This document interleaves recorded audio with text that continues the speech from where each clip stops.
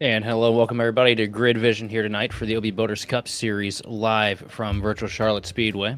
Bit of a somber start to the evening here today, as everybody knows that's sitting here watching the chat, and just everybody throughout the country is aware of. We've had a massive loss here on this side of motorsports with the tragic passing of Kyle Busch. But I feel like if there's anything that he'd want to do is see us step up here behind these sims and go out and have a good time and try to make the most of it, because Rowdy was always one that lived full throttle every moment of life, and I think that's what we all need to be doing here tonight.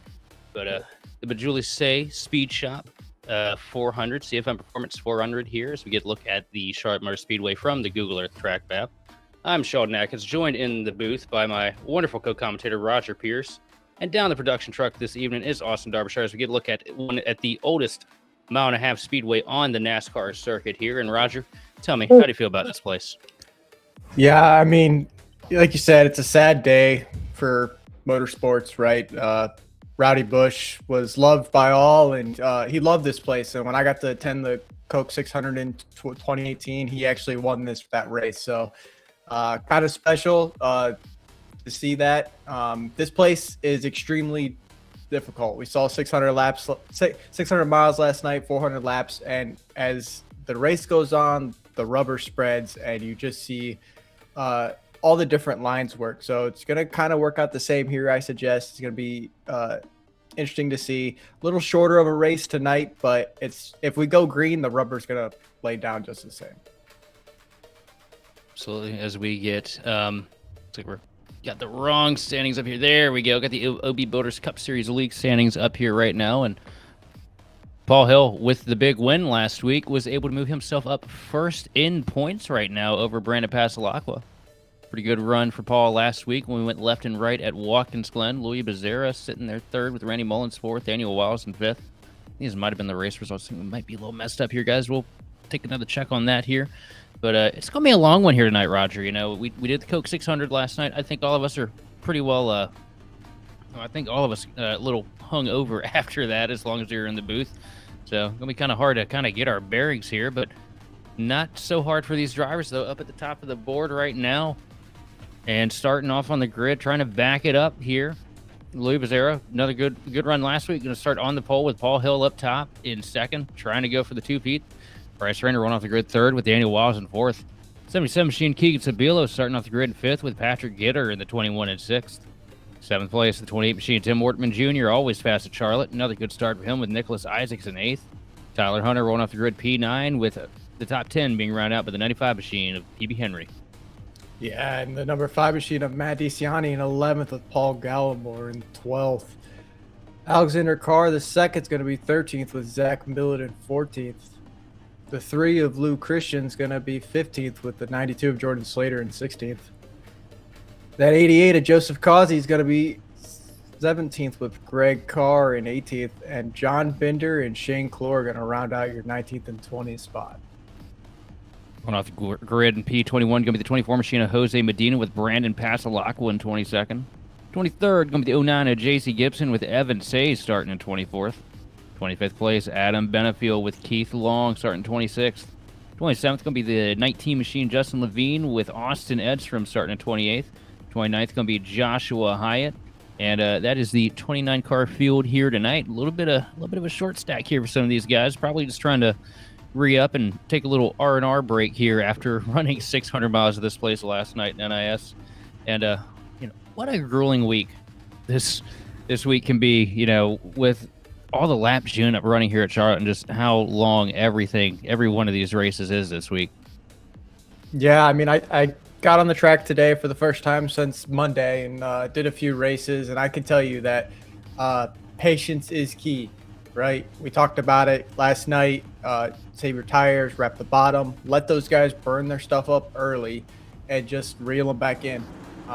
What I could tell you from today with the 100 lap races we were doing is fuel mileage matters, right? So if you can save that little bit of fuel to extend your stop, I would do that, right? Because track position is key. The lap car's dirty air will affect you, even if you're 2/10 to 3/10 out. It's dirty air is dirty air. One thing I gotta kind of highlight here too, with how long this race is, the longest race in the OB Boaters Cup Series schedule. We know how abrasive and worn out this track is, how quick it chews through a set of tires.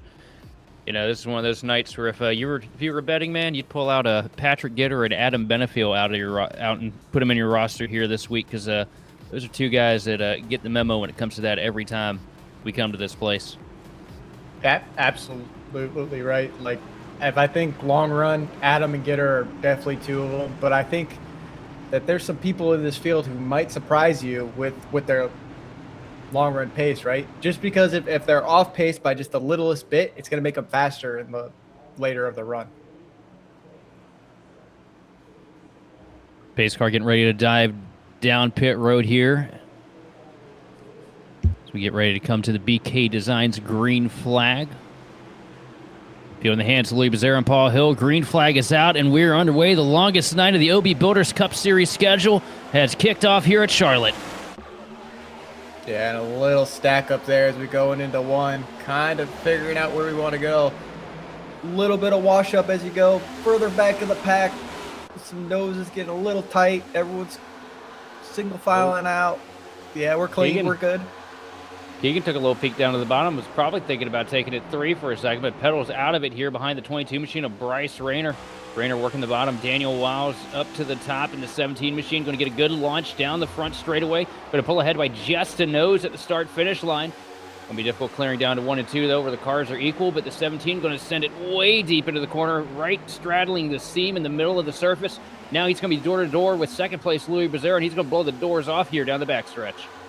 Yeah, and that line will work, right? But remember, it's a long race. You have around 65 laps on a tank.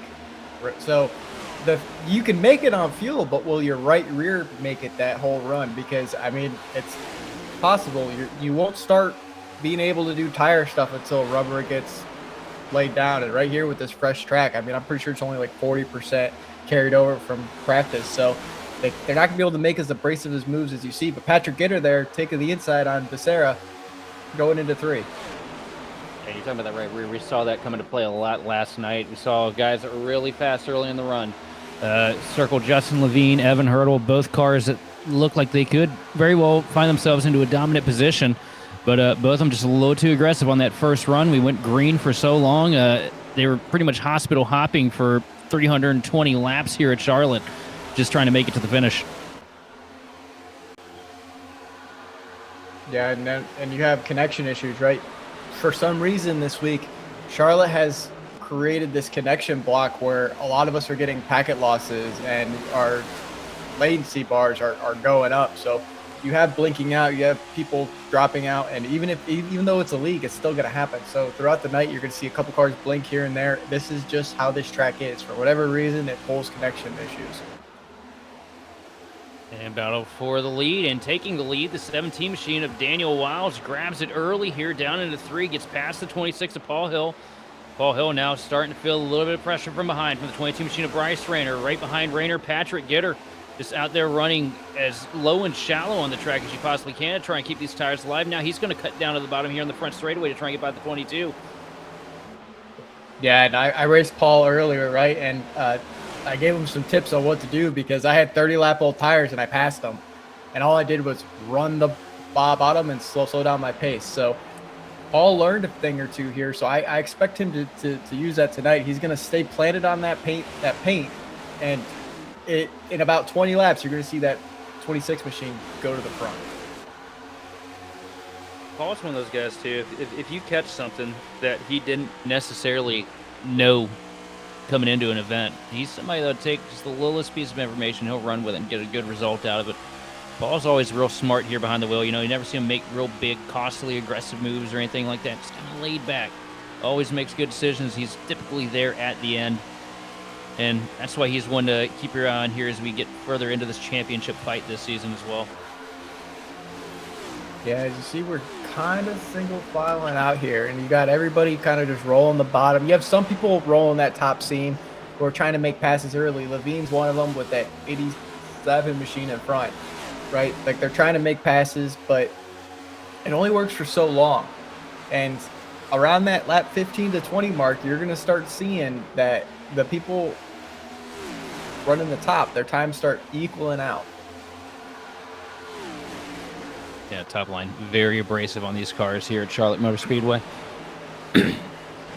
See Wiles trying to play it smart here up at the front of the pack with the 22 machine of Bryce Rayner slowly trying to close up to the back bumper here.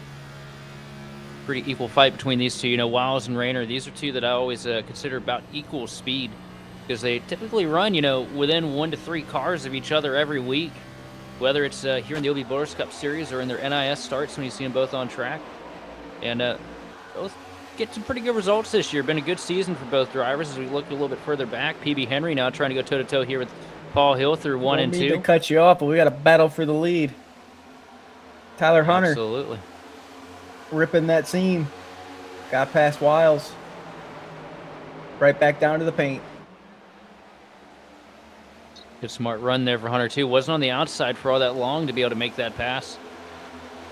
Tire should be pretty good after that, too. You know, if you run it light enough up there and just focus for the momentum on corner exit, you can make that seam work and not completely destroy the tires as bad as you would as, say, somebody that kind of stabs it in there deep thinking, you know, the key to the outside is just keep as much RPM in it as possible all the way through the corner. Yeah, absolutely right. It depends. You don't want a lot of wheel into it, but you don't want a lot of throttle either. There's that feather, that 20 to 30% that you have to work on to not light up the rears and for the nose not to point too deep, right? And a little bit of brake goes a long way. If you could get that nose to point early and just kind of roll into it, that car is going to get some clean air on it, and it's going to rotate without overusing the tires. It's going to be real smart, real calculated with your inputs here if you want to survive this track. You see everybody now kind of adopting the single file procession that we typically see here in the OB Builders Cup Series. Nobody really wanting to get out here, make big moves, and lose the tires early. Tyler Hunter walking away, though, to a 4.5 tenth of a second lead here over Daniel Wiles. Patrick Gitter was able to move up into 3rd place. And that's right there. That's the one that I'm keeping my eye on here tonight. Yeah, his times he's slower than the leader, right? But a little further back, the later part of the top 10, they're running a little bit slower. Gitter, as I say that, backed it down a whole 10th. You're going to see that, right? Like you're going to use the draft to pull yourself, and it's going to keep your speed. As you see these cars ripping around, you're going to stay consistent. If you can stay with that car in front of you, it's just going to pull you, and you're going to save gas, you'll save tire. And as long as you keep your nose lower than them, you'll have clean air. DeCiani going toe-to-toe here with the 12 machine of Becerra here on the front straightaway. DeCiani throwing a little bit of side draft, coming into turn number 1. And we're wrapping the paint. Gets a little bit tight, though, as the 1 machine comes across the nose, takes the clean air away from the 5, and it's back to the drawing board for DeCiani. Yeah, that's a tough spot to be in, right? You're battling the 12, and you have Isaacs running his line, and really just kind of nothing you can do. I mean, you could take him 3, right? But how confident are you that it's not going to step out? We have 11 Mount Ara wins here, which is a little bit higher than A Open and NIS, so it's a different track than what we've seen this week for these guys. You mean to tell me it's heckin' windy, bro? Well, I mean, the track temps around A Open wise, right? Like it's the beginning of the night, but as we go, it's 6:30 sometime right now p.m. So the track's gonna get cool. You're gonna see the lights turn on. It's one of those things, and the wind it's dying down, but then it's picking back up. It's doing Charlotte things. The 5 DCI trying to work that outside line again here to get past Louis Becerra. Is going to make the pass here down the back straightaway. Move the 5 machine up to P9 here as he goes to the outside again, trying to get past the 1 machine of Nicholas Isaacs. Yeah, what a run. And it's not really like DCI to get up there and start working that outside line early in a run. Well, I'll tell you what, Keegan's doing a fantastic job, right? But this starts back there with him. He was running 3 to 4 tenths off leader time, and you can do that, but there's the thing is going too slow, right? And he's getting passed by all these guys, and I get, right, you don't want to go yet, but lap 15 to 20 is kind of where you start feeling that out of when do I go, when do I not go. but he kind of waited a little bit too long and slowed the pace down. And all these cars passed him. DeCiani saw that time and was like, yeah, no, I can make it back to the top 5, and I'm looking at what these guys are running, and I can run those consistent times and still save tire. Right on board with Matt DeCiani now up to the back bumper, the 26 machine of Paul Hill, back up to the seam here through 3 and 4. I kind of like what DeCiani's doing right now. You know, everybody's working that bottom lane. And you can save tire on that bottom lane. We know that. But if everybody's in a Congo line here working the bottom, all just getting stuck in everybody's dirty air, not only you're going to lose a little bit of time there, but I feel like you're also going to lose a little bit more right front tire as opposed to if you would have just gone up and worked the middle or the top. No, I mean, you're right. That seam is great. And as we saw last night, there's those 2 cut down lines that they can do with the seam. That you can run the low line and the top line, and you can kind of cut down to the paint or you can cut down to the seam. So there's really, 5 different lanes you can run in a corner, which is absurd.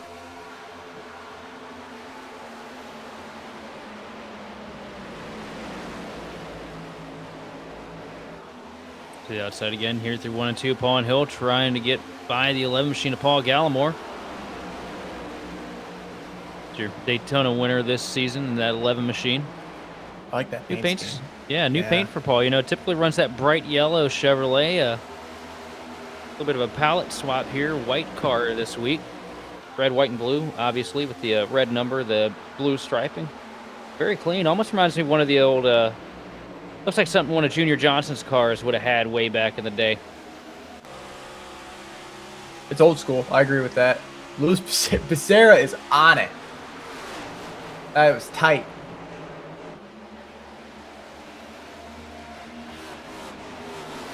Yeah, he's got a little too tight there. I mean, that's just kind of that racing. But he got tight and had to lift, which then gets the run to the cars behind him. You got Isaacs and Wiles right there, and Isaac's going to look to that outside. Sarah's going to send it deep here, but he's going to kind of wash. Isaac's going to get it to run out of the corner, but he's going to get blocked. He's going to have to go low here, or he pushes him. He's going to stay in line. But right behind them is Levine, and Levine's not going to lift. Yep, there it is. Oh, he's sideways. Oh, keeping it steady there, though, able to save it.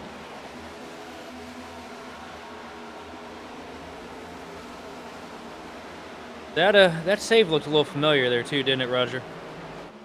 A little bit. That looked shootout, wasn't it? Something like that.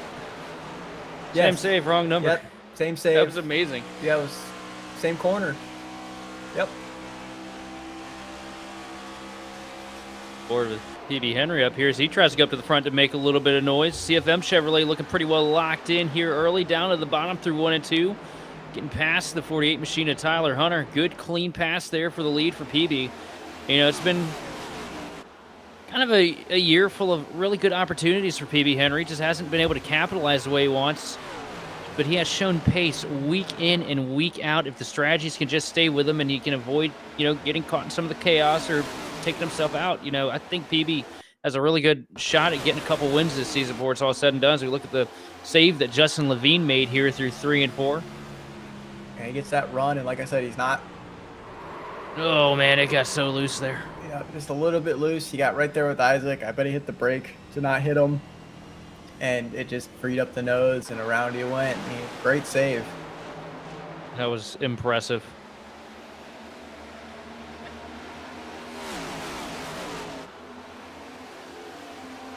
Keegan might be struggling here because Pesalak on his outside, and Keegan's still running the bottom, and he just can't find that speed that he needs. He might have to start trying to find lanes. I know we talked with them earlier, and asked some questions, but like, you still kind of got to move around and figure out what works for you. That's the thing too, you know, Keegan, you don't know what you don't know, and you know, one thing that he does know is that the 1.5 miles have not been his favorite place to go. No. And Charlotte is one of the most, well, I guess we'll coin a new term here, one of the most 1.5-y of the 1.5s. And it just feels, absolutely the template for the cookie cutters, as our beautiful producer just announced. But it feels different this year. It just feels a little bit different with the grip levels that we have, like if you run on that painted line, if you run on the white, you're good. But if your tire touches the blue, it's loose. So it's that fine line of finding that edge of the tire grip. It just feels like we have a little bit less lateral grip this year than we did last year. Because last year it really felt like you could kind of just hook it and send it. And edge trims this year, not as much. Yeah, Keegan might be struggling a little bit. I can't really tell what's going on. He's losing a lot of spots.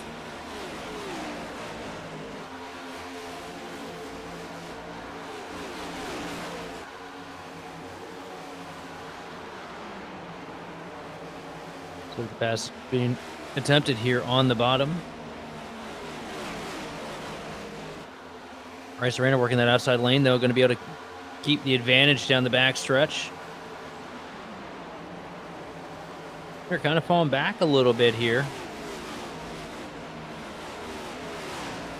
Maybe used up a little too much stuff here in the early stages. Yeah, the field as it sits.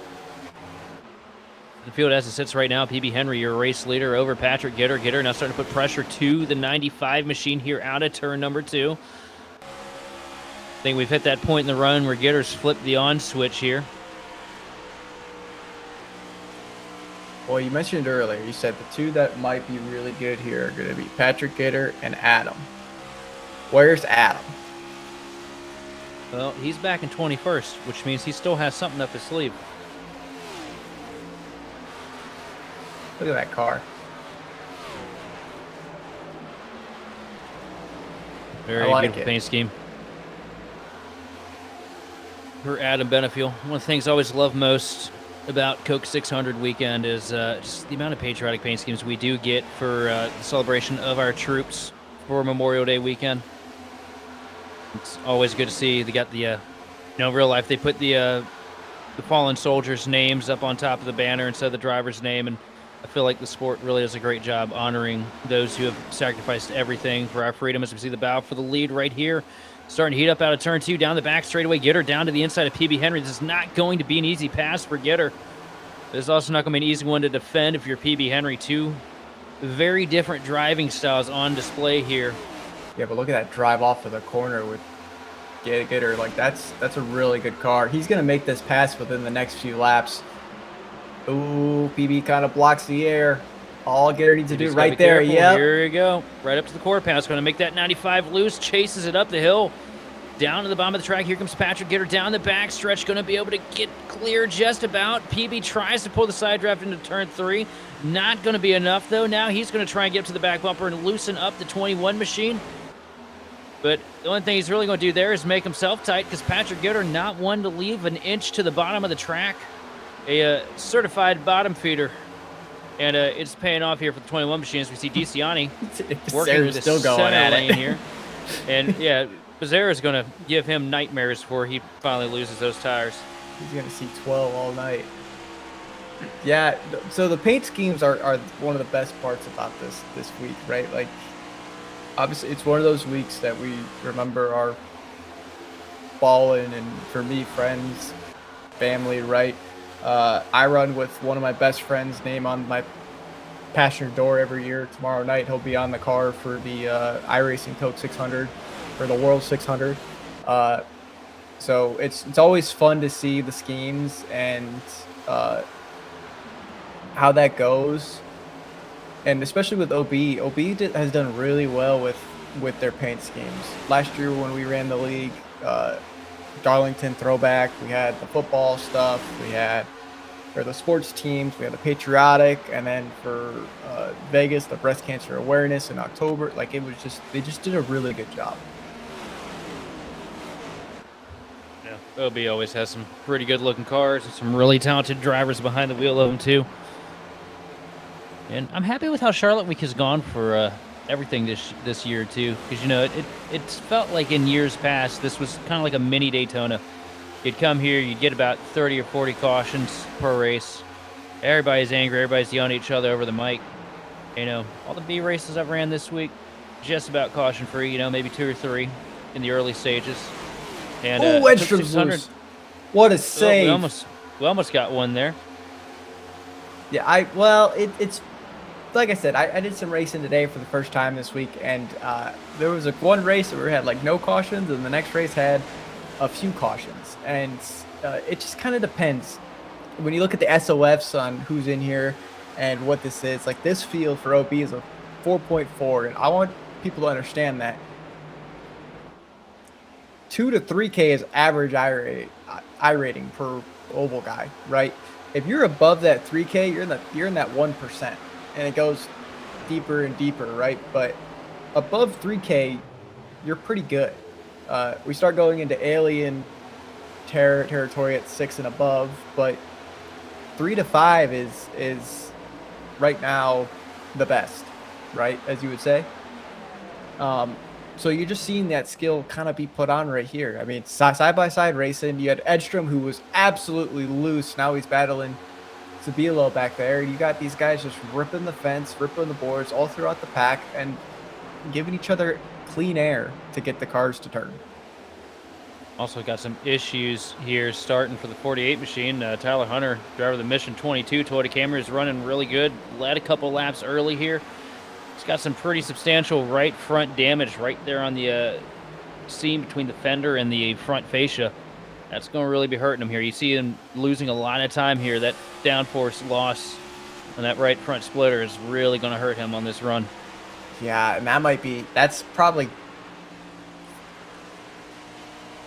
a minute of damage, but I can tell you what, that's probably really tight with how the nose is on these cars. It just makes them really tight, so he has to lift a little bit earlier. Hopefully he's shifting. There it is. Okay, I was going to say, if he's keeping it in fifth, it's even worse. And he's going to have to just roll out of that throttle earlier and kind of let the car roll center longer than he wants to, just to get that rotation. Yeah, rough break here early for the Mission 22 Camry. Shame seeing that thing tore up here. It showed a lot of pace early. You know what Mission 22 is? I know it is a charity for, I'm pretty sure it's a PTSD and stuff in veterans, isn't it? Suicide prevention, unaliving. yes. I don't know if we can say that word, is the only reason why I was trying to tiptoe around it. Oh, unaliving prevention. Yeah, because I know that the internet can be very weird about that, but yeah, great cause, great charity. That's fair. I know I didn't think about that. Yeah. No, Mission 22 is a really good cause. They work with a bunch of different foundations because every 22 minutes, a vet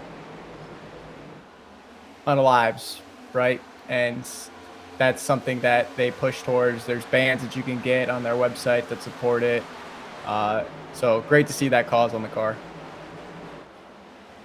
Yeah, them and mental health. There we go. Them and Wounded Warrior Project too, that I always keep in very high regard, and have had both on my cars at some point through patriotic seasons. Just because, I mean, how can you not, right?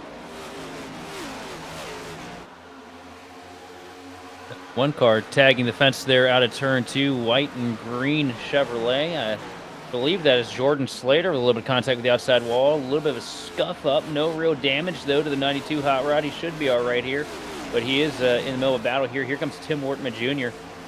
working on the bottom here. The battle for 15th. Brewing heavy here into turn 1. And how about Tim Wortman Jr.? Qualified pretty well here this evening. Kind of fell back. Think he possibly a little bit of tire saving. We've seen Tim run well here at Charlotte in the past. He's kind of that underdog for me here. Like he's extremely good on these long races. We saw it last year. He just kind of works his way back up to the front. And as you see, he's just kind of painting that line. He's gonna wash up in front of the 92. Oh, he makes it. That was really close. And you're just gonna see him progress forward and forward as the night goes with these pit stops. And pit stops probably gonna happen here within the next 15 to 20 laps would be my guess. I cannot for the life of me remember where is Levine. Is that Levine? No, that's not Levine. That's Adam Benefield with a little bit of contact to the wall and all the way down to the flat of the back stretch. You know, I think Benefield might be struggling with some demons underneath that Chevrolet.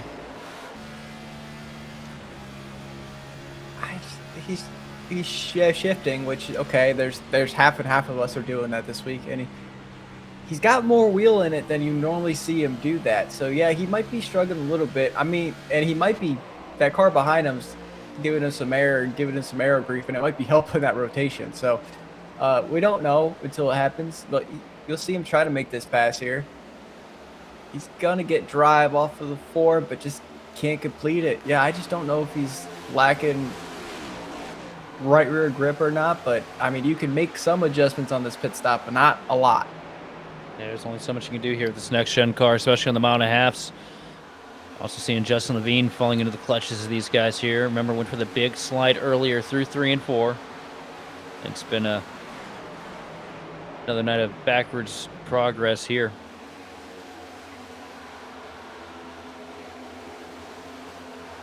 Greg Carr with the spec map this week, trying to do the best he possibly can to blind us, because that thing is, I don't know what that effect is. The producer's saying iridescence.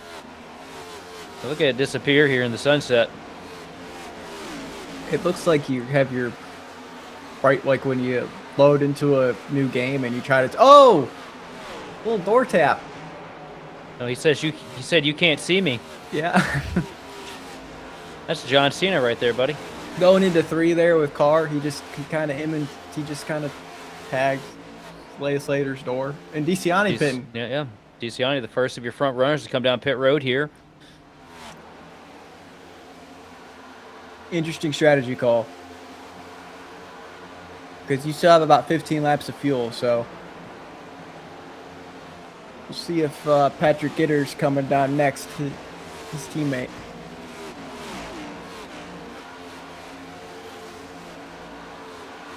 And we were talking about Tim Wortman Jr. earlier.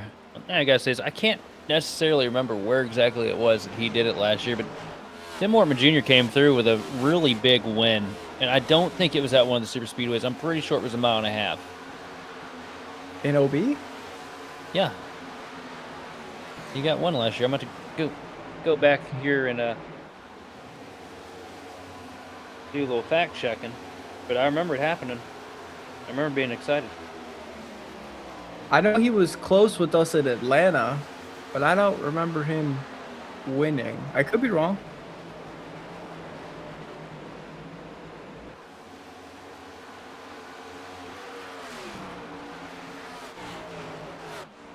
Never covered them, Darby. I didn't. Mom and Dad are fighting. You always do this, Darby. You always do this.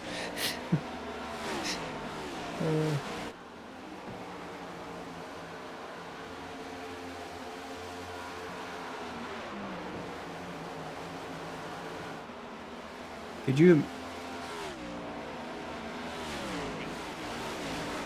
you guys imagine running HDR at this time frame right now? Because I could, like, going into, is it 3 with that sun is it's just blinding. We have another person pitting, Jordan Slater calling it out.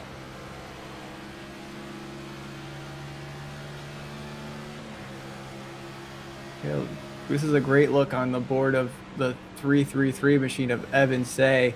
And you just kind of see him painting that line there, fighting that wheel, a little bit of loose off, but gets the drive, gets the car pointed straight, and shifts right at that line and fighting that car on the outside.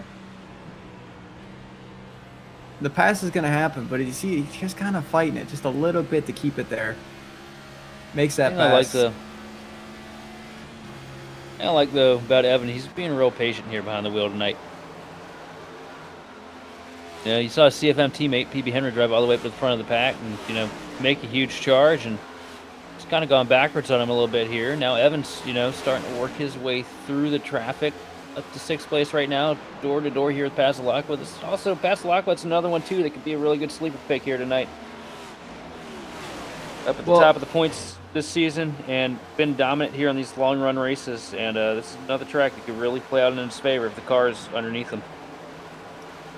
The one thing about Evan is there's something called slip angle with these cars, and that's where if you use too much wheel to the left or to the right, let's say we're just doing this track as you see when we rode on board with him, he's not overusing that wheel. If you turn that wheel too much, you think it's just going to continue going left. No, it's going to push up into the track because you reach that limit of the grip on the tires. That's that slip angle. So you kind of have to find that fine edge of that where that grip is on the edge of the tire, and you can get the most out of the tire with how the heat goes and the wear. And he's extremely good at that. He's got that dirt background, so and that's all slip angle in dirt tires.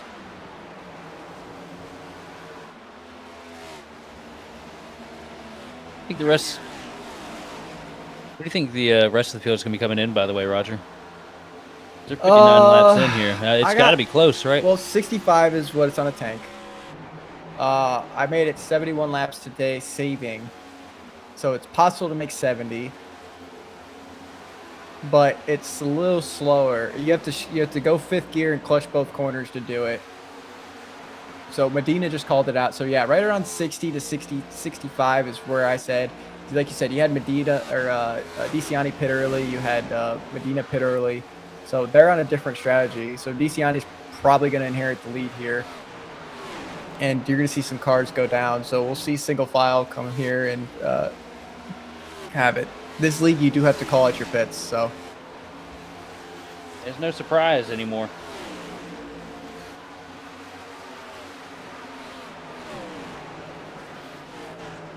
And I was talking with Andrew Navarro today. We were in a race, and we feel like the line for the pit road at Charlotte, there's a couple of tracks that it's happened, but we feel like it got pushed forward a bit. Thank you, Darby. I did read it. Nice. I did not. Whatever I covered of Spartan last year was so brief that I don't even remember that I covered it. Hear that? I just blocked it out. I couldn't tell you. I think I am probably going crazy here. A little bit. It's okay. Hey man, you do this 6 nights a week. It all starts to merge into one super league. Listen, I am fortunate to do it once or twice a week, right? I'm grateful for it because it still allows me to race and still gets the experience out on the track. But 6 nights a week would probably, I'd have no voice. I'd get a lot better at it, but I don't know if I could do 6 nights a week. That would be absolutely insane. You develop a permanent headache that it seems like nothing ever takes away from it, and it only goes away after you finish a broadcast. That was good. Our producer with a good joke there that we cannot repeat on the air. And Pascal, I want him to repeat it so I can hear it. Kind of going at it. PB's ripping that top and just kind of followed back, and you see Pascal was running the paint like we talked about, and he's gonna get this pass just like Gitter did eventually, and just kind of work his way, or he's gonna have to pit. Yeah, whole field. A lot of cars coming down right now. The one machine, Nicholas Isaacs, is on pit road. So is the 48 of Tyler Hunter. 11 machine, Paul Gallimore, also taking service here. Nicholas Isaacs down and away. Paul Gallimore following him out of pit road. Paul Hill signaling out the window right now. He's going to bring the Dent Slayer Toyota Camry onto pit road. Yeah, watch him get that high bank right there. He kind of washed to get it going, and you got 3 cars pitting. Try not to lock it up. Big slide. Is that Keegan? Oh. Oh, of course it's Keegan. Oh, buddy. Tell you what, though, get ready to see Keegan get a lot better here in the coming months. Has he got time now? Well, he just graduated this last week. Definitely, he's going to be working, but he's also going to have a lot more time to step behind the wheel and start learning the things that he hasn't quite learned just yet, which is going to be really fun to see what he's going to be capable of at the end of the season. Listen, I have learned, actually today I saw that in 3.5 years, I have 3,000 hours on this sim. And that's just kind of absurd. So, don't be like me, buddy. I made that my first year on the sim. I'll be honest with you, buddy. Oh, Austin Edstrom around on pit road. And he was running so good, too. Was right in the top 10. Oh, And deep into I think he's going to be up here with us here in a couple minutes, maybe. Here we go. Yeah. Spinaroo. Maybe I just go drag him real quick, right? No, give it like Yeah, 3 minutes. He's probably a touch of self-deprecation going on down there in the One Sim channel right now. We'll just let that one breathe for a minute. Stupid. That's it, maybe. Well, that's the PG version. Good look at what happened to Spaceman here. Running board with Austin Edstrom. Coming through 3 and 4, getting ready to take the first pit stop of the night. Grabs a little. I'm assuming he's going to grab the apron a little early. He's not downshifting. You saw that wiggle right there. Yeah, he struggled. He's not downshifting. Yeah. What are we doing? He kept it in sent fifth. I mean, he sent it in a little, like, significantly too deep, even without the downshift. No, you're supposed to be a I know you're two supposed to. shifts already. You're like, I know. I know that, but even then, he was so late on the brake coming in that it wasn't going to work anyway. No, you can send it that deep, but you have to get that engine braking down. Like that's doable, and you might see that tonight from Gitter or Patrick or I said that Benefield or Gitter or DeCiani, like these experienced guys with the pit road. Like you can send it really deep now, as long as you don't lock it up. But you have to downshift. You got to get that engine braking. I'm sorry, is the guy from the guy that started in COVID talking about iRacing OG's? Yes, because yes. I mean, Don't tell me you said that. I'm gonna toot my own horn here, but I spot for a Coke driver. Oh, you spot for a Coke driver. I work with Coke drivers. You know what I'm saying? We do a lot of pit road entry, exit testing. We kind of know what works. Well, please. I'll tell him that too. Something. I'll tell him that for you if you want me to. Ooh, Paul Hill. This is a sketchy battle here. Is that Bryce Rayner at 22? Yes, it is. Yeah, you got Paul Hill, Bryce Rayner, Levine, and PB Henry, and it's stack up city. Bryce Rayner working the inside lane here through 1 and 2, trying to get past the 26 of Paul Hill. Out of turn 2, going to be dead even down the back straightaway. Rayner going to wrap the paint here through 3 and 4, trying to get past the 26 machine still. But Paul Hill doing a great job working that middle lane right now and just making Bryce have to work for it. The longer that if Paul's able to do that, keep that car positioned where he's got it, and just keep pulling back the runs of the 22 machine without overexerting his own tires, he can really put Bryce Rayner in a bad position on tire wear.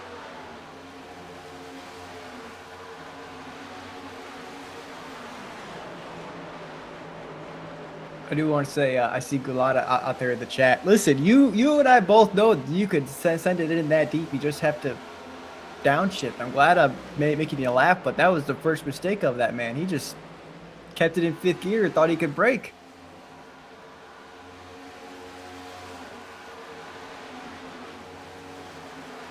I don't think he's coming up here. He left the sim. Yeah, I think we've lost Edstrom for the night. I think he's going to go take a nap. I don't blame him. That's what I think's going on there. Yeah. I didn't even mention him tonight, so he has no excuse. No, I did earlier as he had that slide. That's on me. Yeah, he was in the top 10. I I'll looked take at the blame board. for it. I was like, all right, buddy, go out there and dig. Just said to myself in my head. Didn't say anything out loud. He stepped on it. It's all him. Do you know who has kind of surprised me right now? Nicholas Isaacs, P4. Look at that. A little bit in front of this Bryce Rayner and Paul Hill battle that's still going on. But P4, good run for him. I mean, kind of worked his way up.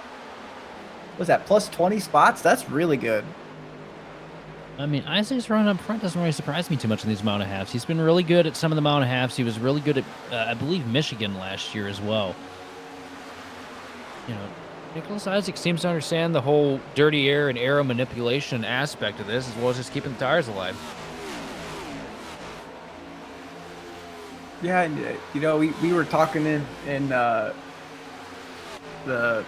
shop chat today, and he was saying that he went back and watched the videos on like the telemetry on the throttle input and the steering wheel and like what you have to do, and he learned a lot from it. And I mean, you can kind of see it here. He's worked his way up 20 spots, wrapping that paint beautifully, not going down completely to it, but that's okay because it's not hurting the right front tire of that car. He's still got enough clean air behind Evan that the rotation is still there. So I definitely see him in the bid tonight. As long as he can just hang on the way he has been so far. See PB Henry trying to get around the outside here, though. Not going to be able to get it. Now cuts down to the bottom. PB Henry throws a little bit of side draft to the left rear quarter pound of the one machine of Isaac's. Isaac's knowing well enough is going to let old PB Henry have the spot. Oh, but he's going to get passed by Rainer. This is one of the things I like about watching Isaac's race, though. He looked in the mirror. He noticed, that's PB Henry behind me, and he is absolutely hauling the mail right now. Won't let him go ahead here. Go out there, burn up that stuff. I'll get you back in about 15 to 20 if it's in the cards. But always seems to position himself smartly in these races, not putting himself into a situation where he could possibly get taken out of, as we see a little bit of almost contact there between PB Henry and 22 machine of Bryce Rainer. Wow, what a move. He set it in there and just packed the air. It said, oh, well, he is on a mission.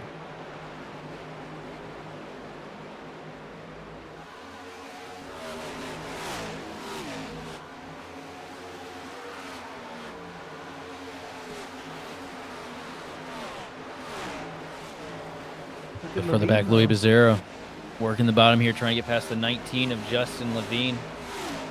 Oh, a little bit of contact out of turn 4. Becerra slides up the hill. That's one of the last people in the field I'd want to do that to. I mean, either of them. Either of them, but if I'm Becerra, I'm thinking very fondly of hitting that old I'm sorry button. Middle finger out the window. Oh, he tried. There it was. Oh, yeah. Got a little bit lower. He said I wasn't a fan of that. Justin has a touch of Chastain in him. A touch? Yeah, okay, he's Chastain. The nickname on the name rail should be Watermelon Man. Hi, Justin. I think Melon Baller would be a pretty good one. Melon Ball is pretty good. Or the Hammer. The Hammer? The Hammer. I've definitely missed a word for that. We're going to leave it how it sits.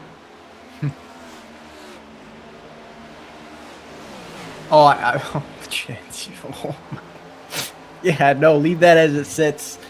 But either way, 83 laps on the board here, and it's been green from the drop of the green flag to start things out here tonight. And I think now is as good a time as any to go have a couple quick words from some of our sponsors, and we'll be back to bring you more of the racing action here on the grid.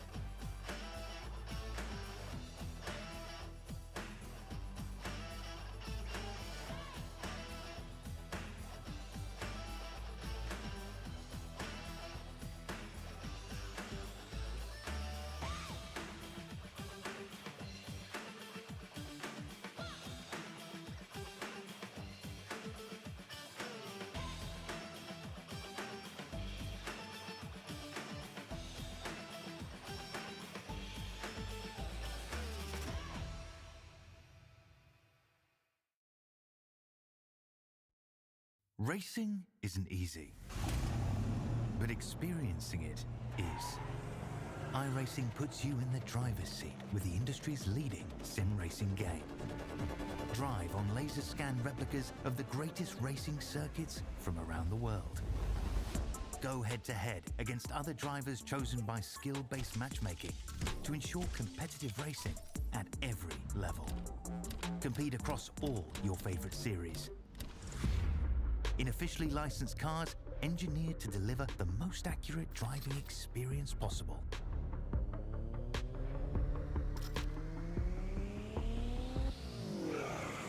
Join a race or host your own with players from across the globe. Race against the computer or in a league with friends. Feel the thrill behind the wheel. Visit iRacing.com.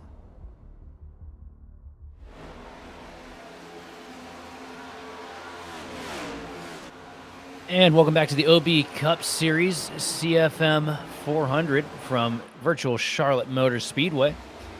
90 laps on the board here. Patrick Gitter confidently out in front of the pack right now. DeCiani a little ways behind him. About what, 3/4 of straightaway is that? Sure. Yeah, there we go.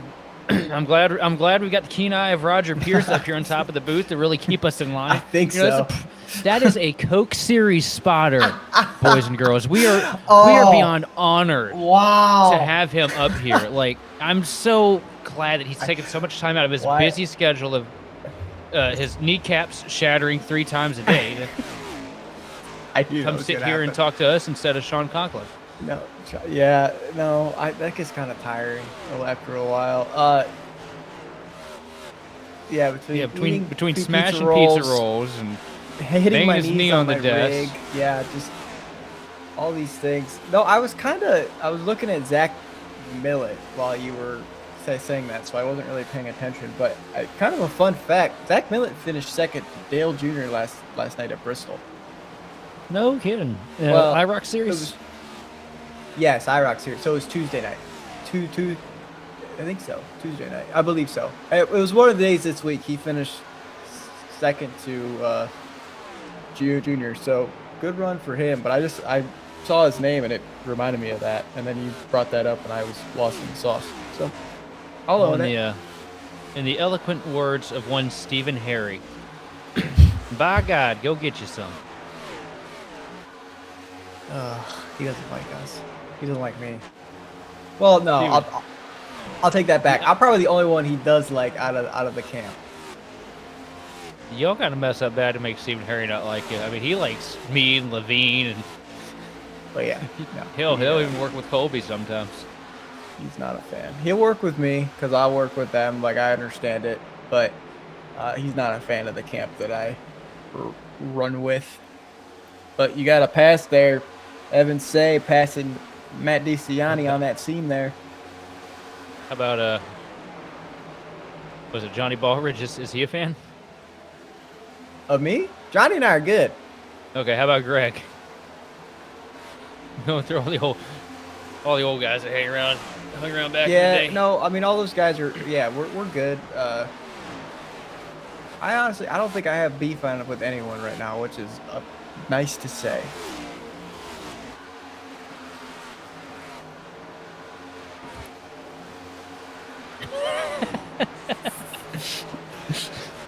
Oh, that was good. Okay.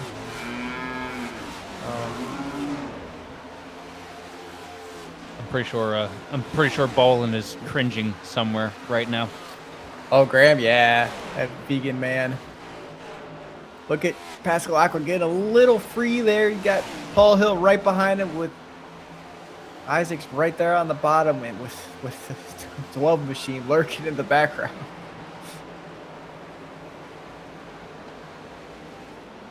Now Paul Hill battling with Pascal just feels like the most Canadian battle I think I've ever seen. Because those are two pure give and take drivers right there. Oh, your turn. No, good sir. Your turn. No. No. Your turn. No, it's you. Yeah. No, I see that. Yes. Oh, Ballers just spilled my bag of milk. Oh yeah, bag of milk. Ludi and Toonie. Good day. Okay, guys, we could do it because our producer's Canadian. It's all cool. He didn't give us any permission or anything. No, S&P He is is, the way for me.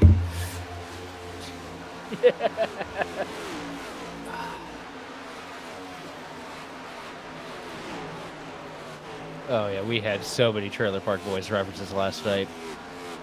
I don't remember last night. It's a blur. Probably for the best. Yeah. It was a long one. It was a long night. We got done with 600 last night. I laid down.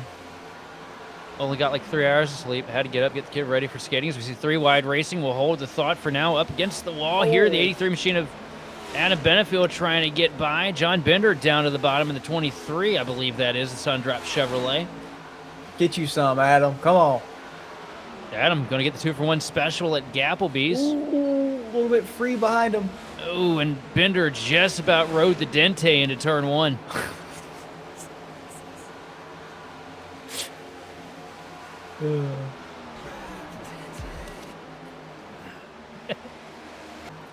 You've got a clip of that small enough that we don't have to worry about copyright, right, Darby? Ooh, 3 wide again. Paul Hill, Becerra, 71. They make it. That's tight. And Becerra back end kicking out of turn 2. Almost loses the 12 machine. Has to give up the ground. Paul Hill going to take the charge down the back straightaway. Now trying to set his eyes back to the battle that he was working on with Brandon Pasalacqua. Pasalacqua, great launch out turn 4, though, starting to pull away here from the 26 Toyota Camry as he tries to close in on DeCiani, who is battling side by side into turn 1 for fourth with the 95 machine of PB Henry. And great launch for Henry out of turn 2, going to pull ahead a couple car links here. Down the back straightaway into 3 over DeCiani.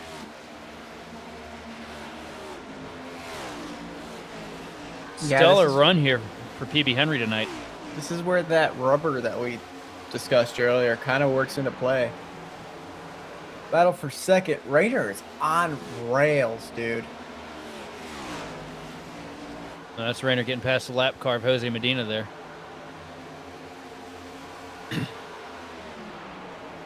Our producer lied to you there, Roger. I know. I got looking for it. Now here's the battle right here that's starting to heat up. Bryce Rayner trying to close up to the back bumper of Evan C. here. Evan C. been running second for much of this stint. And look at Evan, just at home in his natural environment right now, working the outside line, chasing the grip as it changes here on the track. You know, this dynamic track surface, I really feel like it kind of leans into the hands of a guy like that. Coming from the dirt world, this is kind of where it fits the best, right? Like you can rip the boards, you can run the bottom, you can run the seam, and as long as the rear end doesn't kick out and you get that drive off, you can kind of try anywhere. And Evan's doing a really good job painting that seam. I mean, he had them left sides exactly planted where he needed to be and just kind of drove off. And he's not using too much wheel. He used the seam in 1 and 2 and went right back to the paint in 3 and 4. Going to get decent drive off here. Rayner's not going to pull that much on him, but Evan's going to make up that pull that he's going to get. As I say, that draft is massive. Oh, my. He went from 4 car lengths to 1 car length.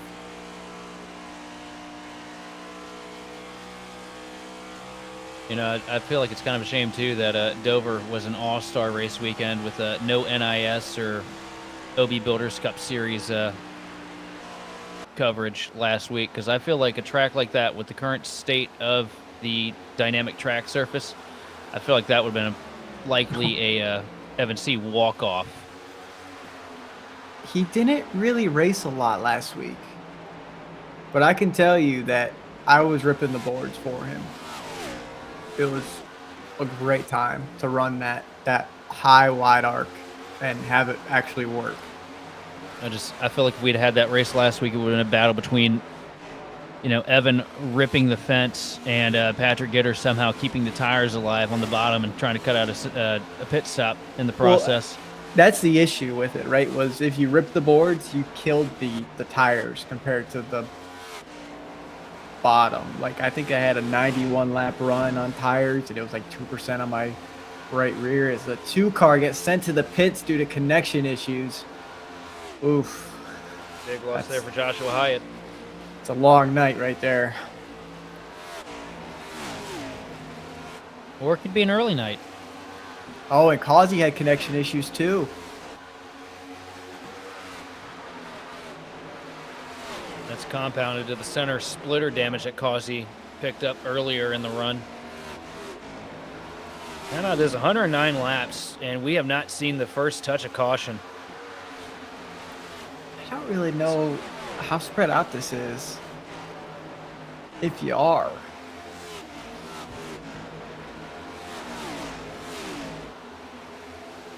Oh, blimp cam. Is up Sarah? I guess. Yeah. I guess with the lack of cautions, this is the BK Designs blimp camera. That's what we'll go with here. There you go. I like it. You look through the field right now, and just everybody kind of, once you get to a certain point in what I've always referred to as no man's land, that's because you're the only one there. There's no one else around you. Just kind of minding your own business, kind of running practice laps to a point. Oh yeah, who's that there? That's the that was the 3 machine, wasn't it? Yeah, we ain't talked about him, Lou Christian, much here tonight. Quiet evening, sitting around 18th, 19th position. He's got 1 car on pit road here. I believe that's Slater, the 92 Chevrolet. A little bit of damage still on the right front. I mean, he made contact with the wall earlier. Yeah, pit stops are going to start happening here soon. It's already lap 112. It's going to get spread out probably even more than we see now, which is kind of absurd. Patrick Gitter's got a 4.3 second lead on him, and the closest there is you can kind of see is they're in packs, right? Like 2nd and 3rd are close, 4th and 5th are close, 6th and 7th are close, 8th and 9th are decently close, but they're all in pairings. Well, Patrick Gitter being that far ahead doesn't surprise me too much. It's a high wear weekend here from Charlotte. So we got Justin Levine coming down for the get 4 tires and fuel in the Team Conti Toyota Camry.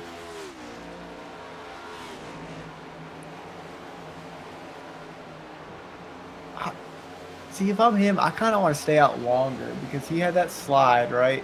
And sure, he got back up in the top 10, but like he could still go a little bit longer and kind of equal himself out. When you pit this early, you kind of put yourself in that box.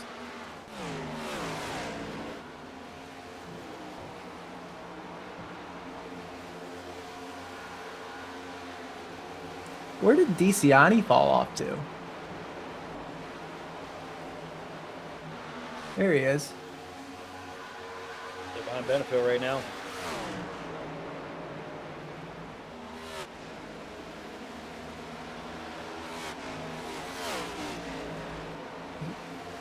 He pit? Okay, I was gonna say he had to pit because he pit pretty early last time.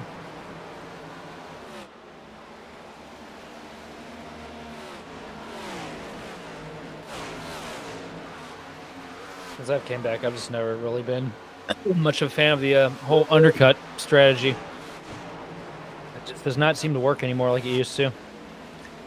No, and what was a lap last night we saw? The lap didn't really make that much of a difference either. Like it was, if you really want to make a difference, you got to go 5 to 10 laps.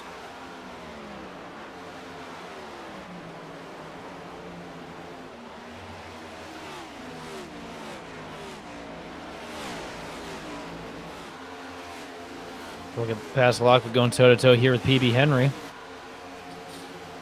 Good night for Passalacqua. Good points tonight. What he's trying to build on right now. Build a couple spots in between him and Paul Hill so he can try to get back up to the top of the board here in the championship standings.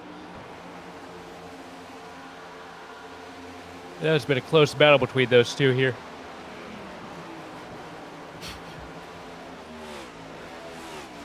You're going to start this yawning fit. I'm going to get him. Yep, there it is. Thank you. Couldn't help it. I know. The cat did. The cat did it first. I just ended up falling right in.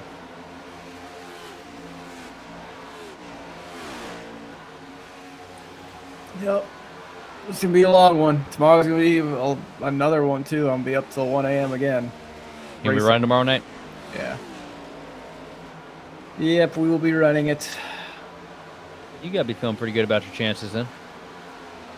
Top 5, hopefully. I'm Y'all realistic. I'm realistic. Y'all look pretty good last night. You better go out there and win it for us. Oh, everyone's racing it. It sounds like it.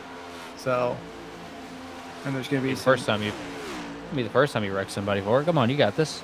I mean, I got second 2 years in a row. So we'll see, but we'll see how it goes. I like the long races fit my style, so be interesting.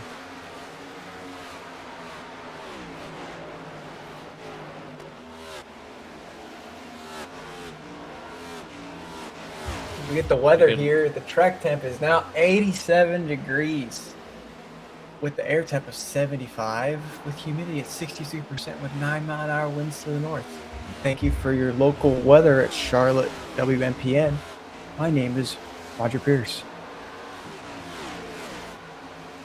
Back to you, Sheldon with sports. Yes, and currently they are out here turning really fast and really left. Patrick Gitter has a 5.8 second lead now over Evan C. As you see him putting the 77 machine of Keegan Sabilo a lap down. Pit stops looming on the horizon. Wait, I'm going into weather now. Evan C, a little bit of a blink there through 3 and 4. Yeah, and that's a connection issue. I've been having some issues all race just up here in the booth, and I really can't tell you why, because I've raced all day today and had no issues, but as soon as nighttime happens, that's when it starts. I wonder if it's that server overload issue, but the iRacing had their update today, so I thought they fixed it.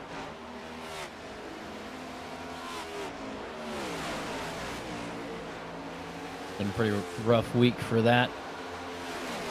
Surprised we didn't have any issues at Daytona, but we're having it here at Charlotte. With the lag? Mm-hmm. I mean, yeah, Charlotte's normally pretty top heavy on the performance side, but yeah, Dega's really bad. I mean, there's a couple of tracks that are like really bad. You want to know what tracks is we would think would be horrible but isn't bad at all? Which one? The Nordschleife.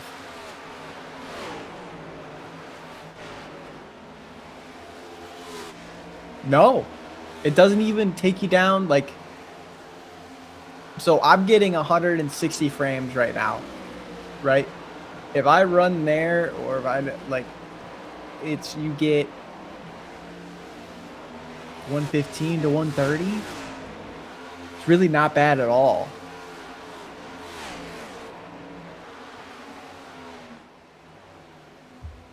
I had too much problem this week.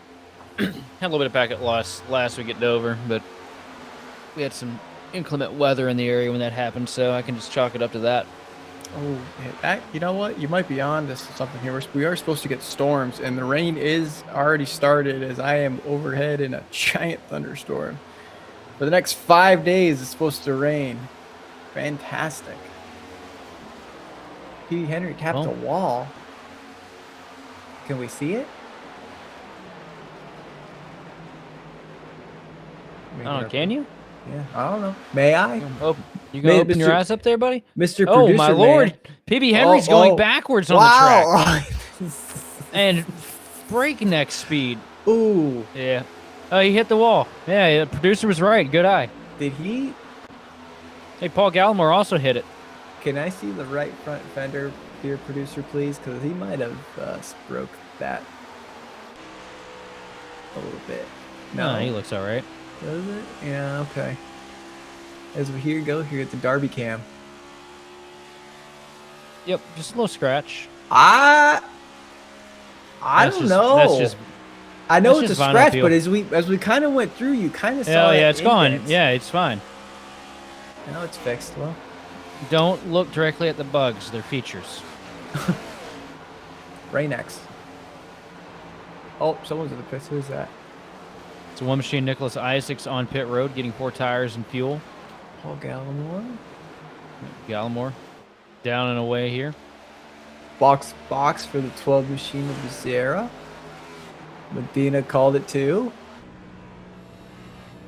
Here we go. Watch this pit. That's third. Second. Engine braking. Good job. Get it wound down. Good to go. Edstrom, that's how you pit, buddy. Also, look who's in 11th here. Adam Benefield. 83 machine.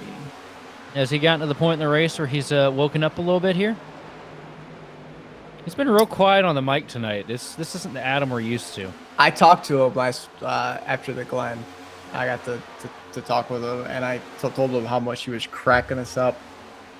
And he said he indulged in a few adult drinks during that race. So probably maybe not have to work tomorrow. A lot of people are off, so probably having a good night tonight in that 83 machine. Having fun. You wouldn't tell me that he's having adult beverages right now. I wouldn't be surprised. Couldn't imagine that. I am. What? At work? Yes. I don't know how you got fired from your last job. I can tell you how you're going to lose this one. Oh. Go clock yourself out. Yes, sir. You couldn't see it, but I saluted you. Yeah. Yeah, you got to share. You have to share before you leave. Got more cars coming down pit road now. The 6th machine of Brandon Pasalacqua leading PB Henry in the CFM Chevrolet. Also, Adam Benefield pitting from 11th place here in the 83. John Bender brings the 23 down for service as well.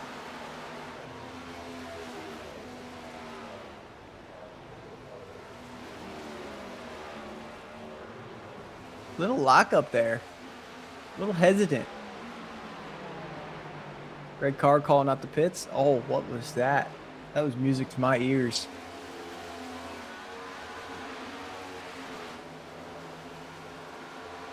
Yeah, that sounded like it. That was good. That was crisp. That definitely sounded like the official freshman of the NASCAR Coca-Cola iRacing series. There's just a crisp that you hear when the can gets cracked of a nice, cold, delicious Coca-Cola that really makes you think NASCAR iRacing. Or the nose damage from all the guys. Oh, no! Bryce Rayner! Man, he was having... I don't think he's going to lose a lot of spots with that. He was kind of far ahead. I think he's going to lose a lot of time, though. He's going to lose a lot of time, but I think he can make it back up. Did he get a black flag? Yeah, he hit the barrels there, too. Looked like, anyway.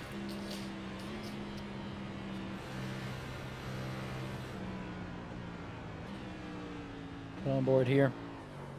Back end just steps out. Slides. Oh, no.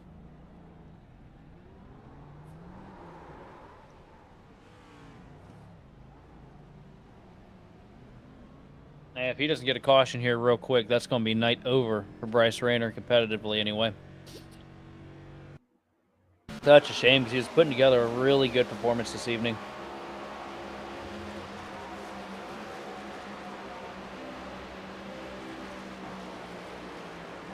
Let's take that arc up the hill, goes to cut under, and it comes around before he can even get off of the apron or off the banking. Willing to say there's probably a bit of wheel hop on his end of the system. Yeah, that sucks. But he's got the speed. If he can catch a break here, Bryce Rayner could easily walk out of just about any one of these races this season with a trophy. It's just catching that break. And that's the thing. You just got to catch the break, right? Have that caution fall at the right time. I mean, it's been caution free this race, but he had the speed. He was right there with Evan through that whole first half of this run. So, I mean, anything's possible.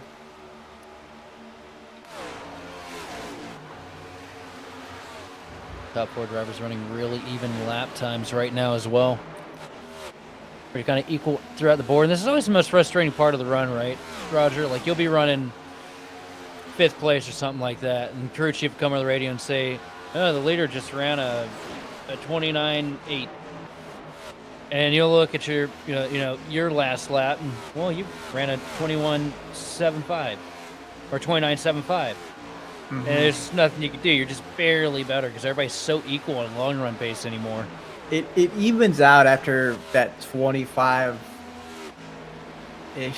lap mark, right? Like you'll really see the times even out, and it's so difficult to kind of get it. But as you see these different runs that they're producing, like the top line gets that run out of the corner, but that bottom line gets the drive center, so it evens itself out.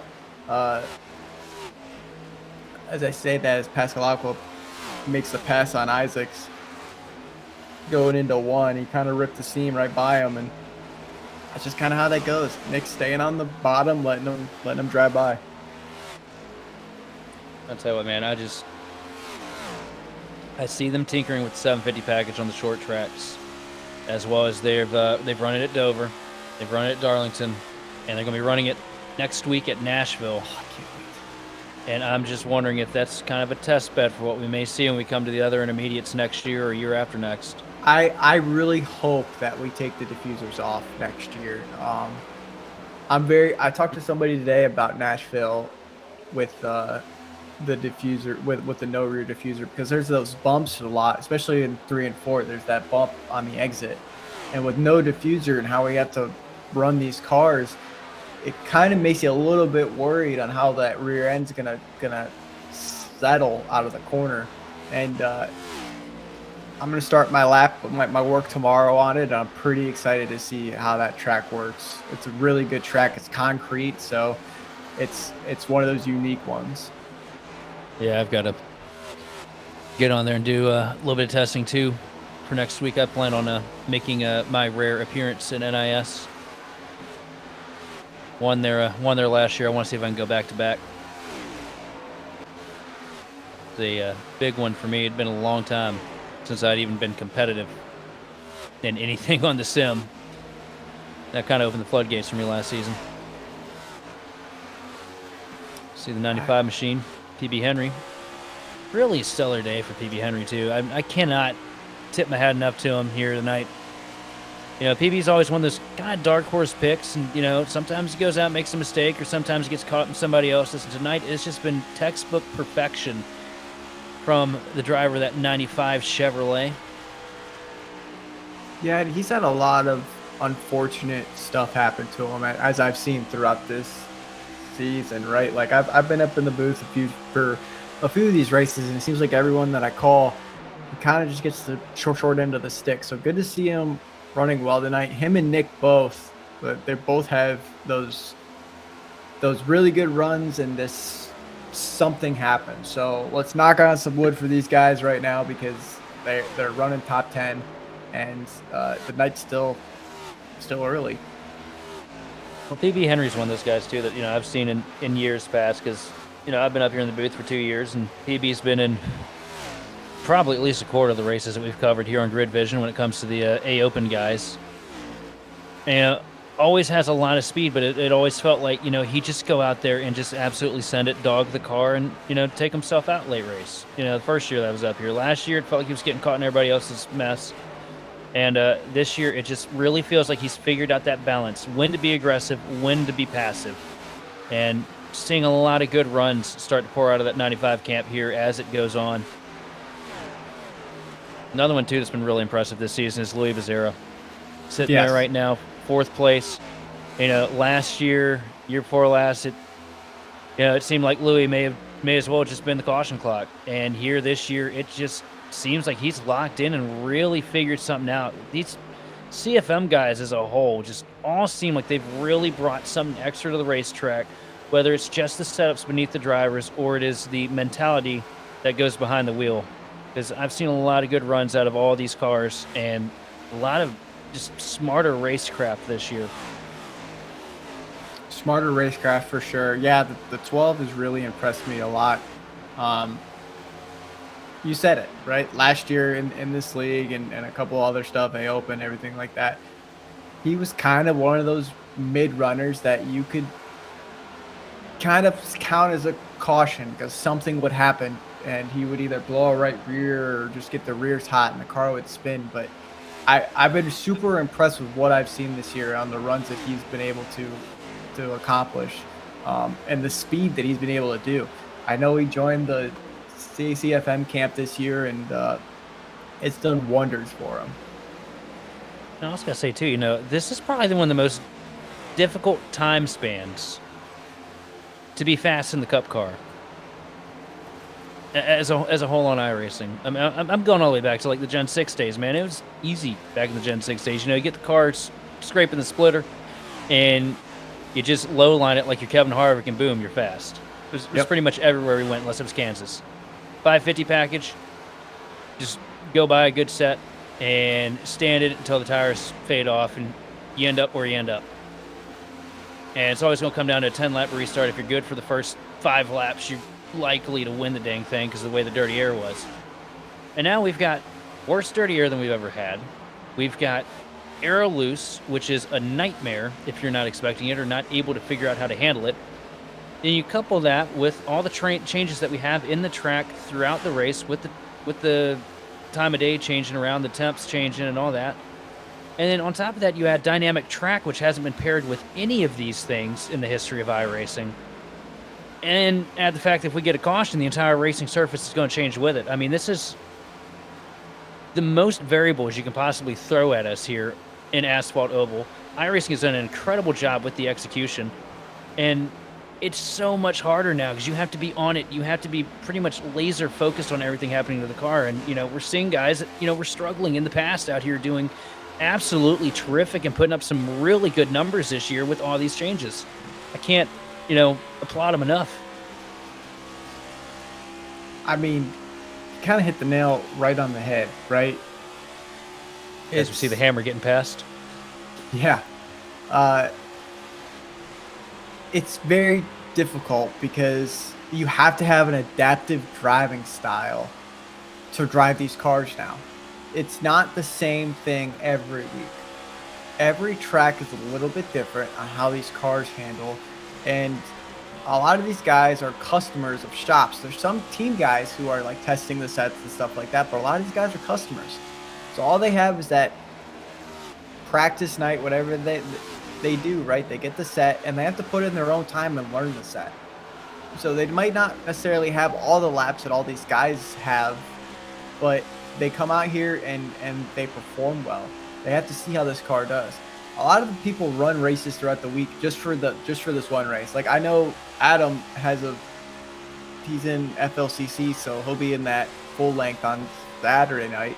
So he's probably using this as a testing ground, which works, right? You're racing for points, but you're also seeing what your car is going to do on the long run for another race later on in the week.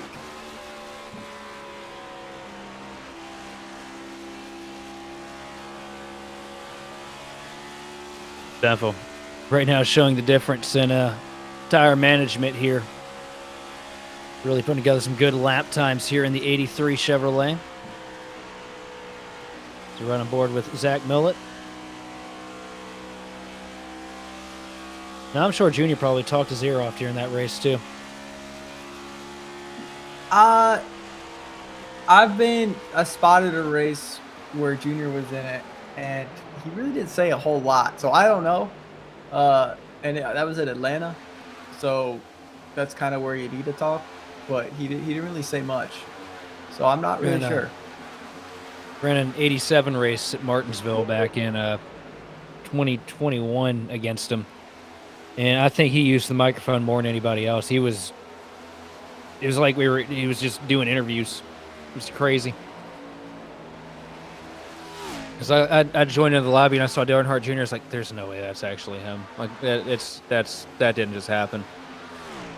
And we're under caution, and I'm like zoned out, going through the black box and everything, and then I hear the crispest, and I was like, oh my god, it's him.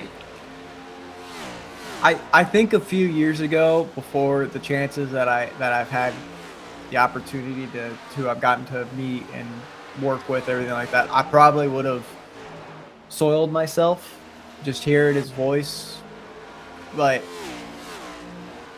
I mean, you know who I've worked with, and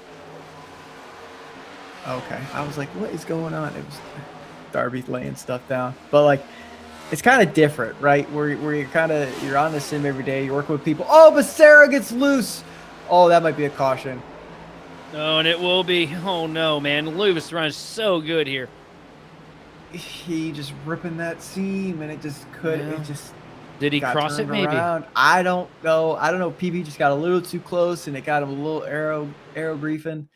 I'm not sure. He hit the wall right there coming out of the exit. That's such a shame too, man. Louis Bizarro's putting together such a good run. I mean, he's not gonna lose a whole lot of time here. Yeah, it just He kind of just stepped got out. up there and it steps out. Yeah. And it didn't even look like he was running, hard enough for the car to really kick out from under him like that. I don't even think he I think crossed he the was- seam. Let's hear. I Here we think he go. was- This is a good view. Just as surprised as us.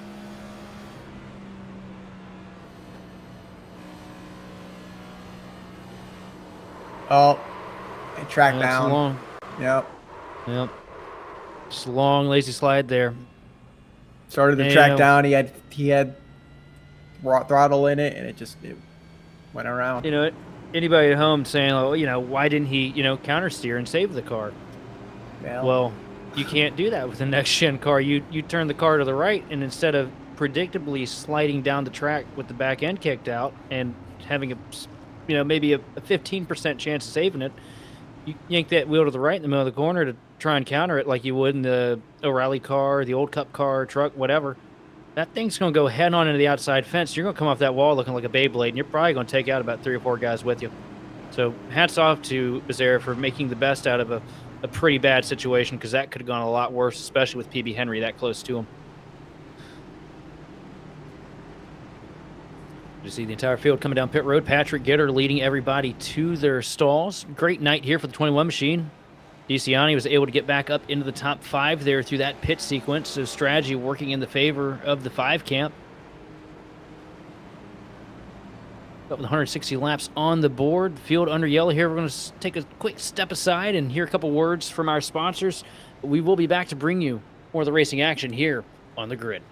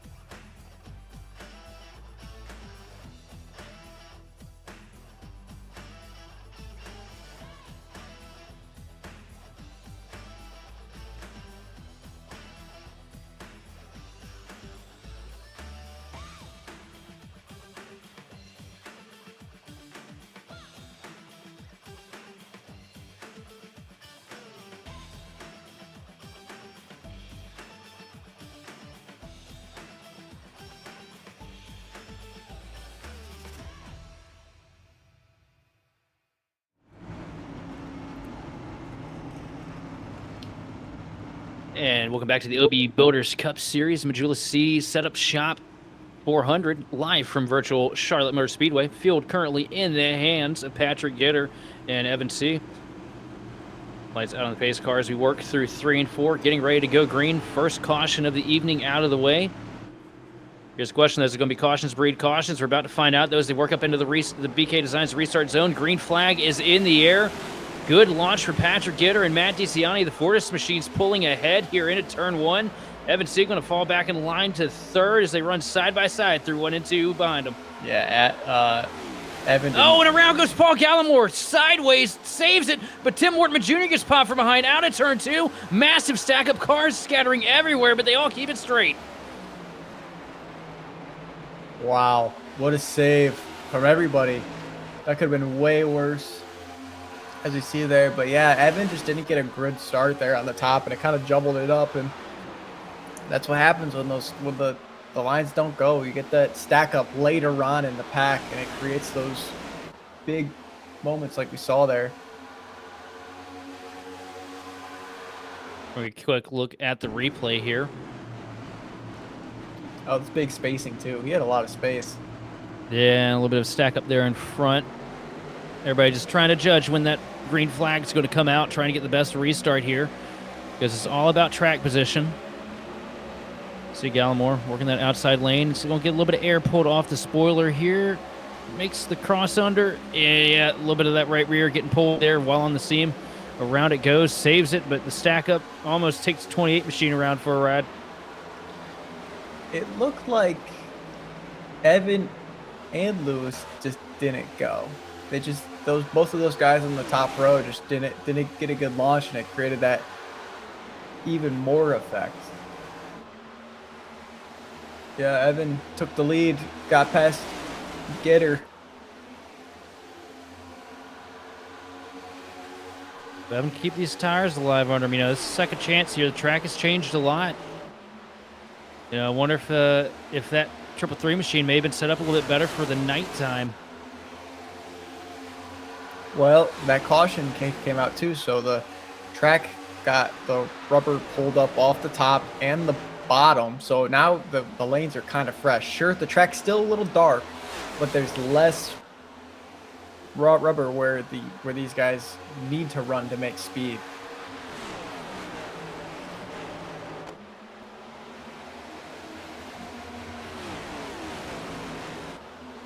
I'm looking at these two. I'm looking at, well, these three.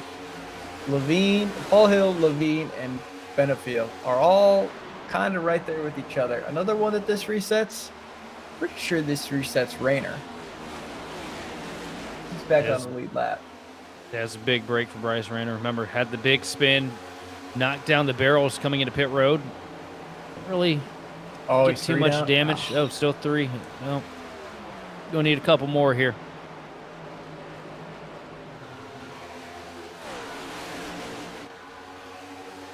Look up at the front of the pack. Evan C with the lead now. 0.3 of a second ahead of Patrick Gitter, and starting to pull that advantage a little bit more through 1 and 2.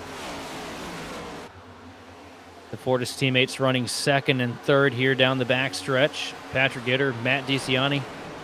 DiCiani's kind of been all over the place here as far as running position tonight, but has found himself back up into the top 3 here on lap 168 with the caution coming out where it did and the strategy playing off in the favor of the 5 machine. Right behind him, you got championship hopeful Brandon Pasalacqua putting together another stellar drive here. BB got the right as rear. PB Henry gets the outside. That's all it takes.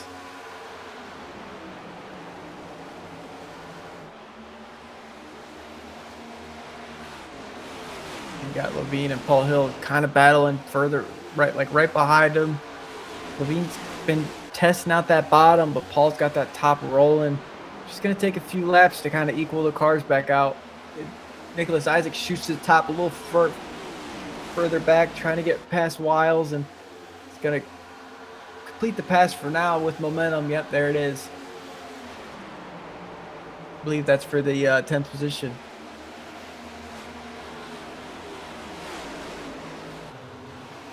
And how big of a curveball is this that caution coming out going to be for the strategy going forward here tonight, Roger?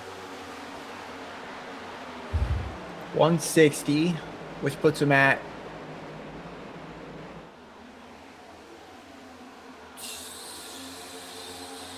two-stop race.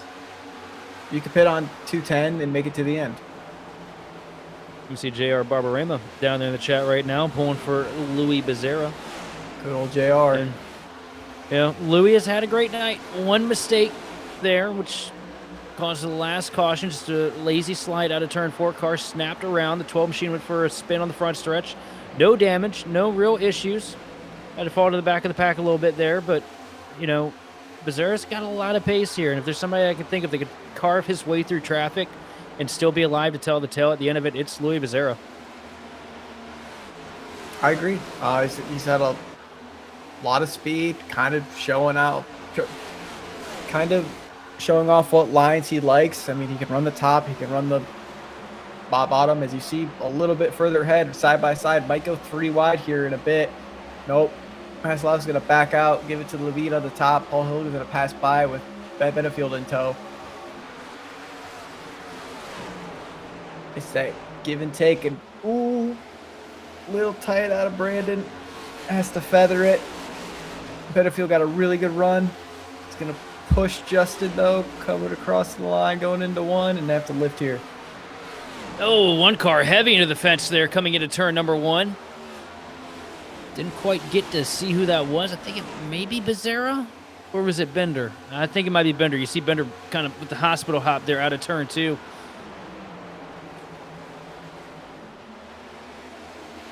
And smart move from Millett there. He saw that wiggle down the back straightaway, and I think he realized this may be a little more excitement than he's looking for here on lap 175. Pedaled it back a little bit, let him figure it out.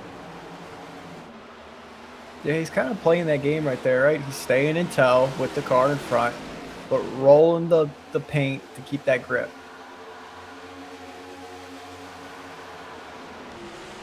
Oh, Isaac just sent it on the bottom. What a power move. Oh, and Becerra close, almost contact with the door there out of turn 4. Some machine of Daniel Wiles trying to make some big moves here, trying to hold off that 12 machine through 1 and 2. Has to chase it up the hill, though. A little bit of contact. It's not go time yet, but it's almost there. Meanwhile, Paul Hill trying to pass Justin the Hammer Levine here through 3 and 4, but now he's falling into the clutches of the 83 of Adam Benefield. This is, I think, the longest I've ever seen Benefield run the top line anywhere. Yeah, he's got the lefts right on the seam where you need to be. Who is? Oh, okay. Is that 17 machine kind of got contact with that outside wall. Him and Becerra are still going at it with Bender and Millett right behind. It's just kind of a hornet's nest right here.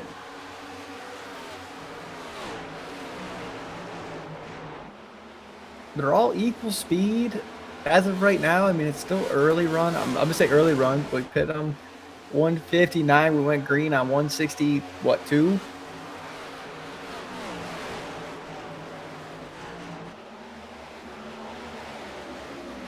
Ooh, Paul Hill a little bit loose on the bottom. If that was anybody else there on the bottom, Justin Levine would probably be saying choice words over the radio right now. Paul always just so smart when it comes to the balance of the car, knowing when it's going to slap the hill that it's probably best to just crack the throttle here and let that guy go. That's what you saw there from the 26 machine. And that's why Paul Hill is currently your points leader right now, too. Just able to get the most out of the car, know where the line should be drawn. Doesn't really put himself into dodgy situations as we see a couple guys do the opposite here. Becerra tags the fence a little bit out of turn 4, going toe-to-toe here with the 17 machine of Wiles. And Wiles is going to try and send it here through 1 and 2, but Becerra going to rip that top line to try and pull ahead here down the backstretch. Yeah, I think it was just a follow the leader type thing, because I'm pretty sure Nick got into it, and then Becerra was behind him, and then whoever was behind him, and Becerra sent it on the top to clear Wiles. Going to get a mega run, though, coming down the front, trying to get past Brandon. It's going to be door even with them. If he sends it here, he's going to clear him. Oh, he's going to wash up. Yep.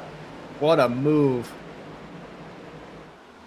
But Wiles is right there with that momentum. All these guys have pretty much the same pace right now. It's just it's who can be smart with the passes, and Millet is just kind of biding his time.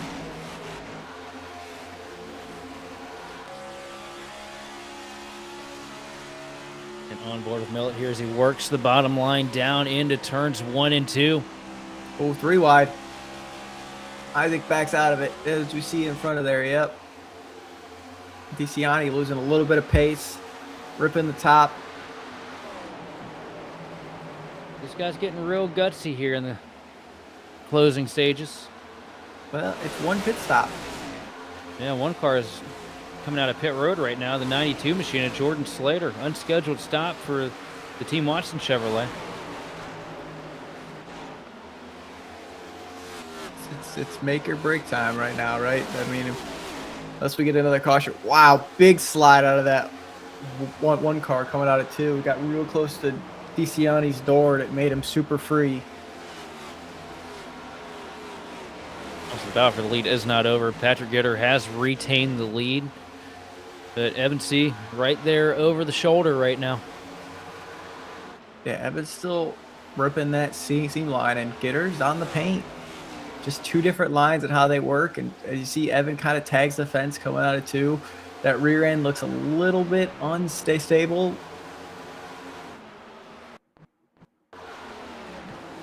And these are two drivers, too, that could not be any more different behind the wheel. Yeah. You know, you got Patrick Gitter, got a very laid-back, kind of easy Sunday drive approach. Just keep it alive as long as you possibly can. No big flashy moves, you know, just gets the car from point A to point B and does a great job of it every week. Then you got Evan C, who will hang it on your door, rip it around the fence, go where nobody else will go, and see how much you can get out of that car every lap. And somehow, just somehow miraculously, he's able to do all that while keeping a set of Goodyear Eagles alive underneath him. Yeah, I don't know. Look at that speed he has under Steiner. It's kind of insane. He's not losing time, but you can only do that for so long and still have that rear security. I mean, the grip might be there, but in the cockpit view of this, right, you might feel a little bit unsteady with that wheel, right? You're gonna just kind of roll that throttle to get where you want at around 40% right here. Get back into it, let the nose point, roll into it, 80%, 90, back to 100, and did you see there, steady wheel, right? That's all it takes.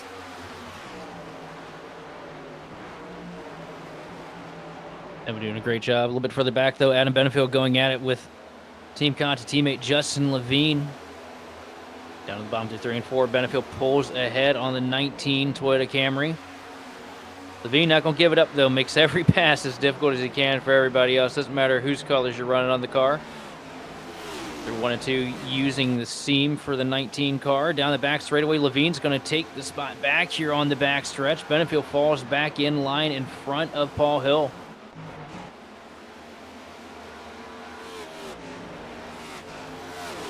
Yeah, and he leaves it open for Paul Hill, and that's what I like about Adam, right? Adam understands the pace of these things. Adam's a very smart racer. He's looking at times of his other drivers on track, and he sees who's being faster, what lines are being used, and if he knows what line he wants to run, he's going to stay on that line and conserve. That's what he's doing. Also, DeCiani has fell back really bad on this run here. I don't know if something's amiss on the balance of the 5 car here, something that Matt might not be liking, or if he's just trying to go aggressive with the saving. He's running the top, so I'm going to say... Yeah, he's not really saving then, because see him, he's got a lot of wheel in it, more than you would think.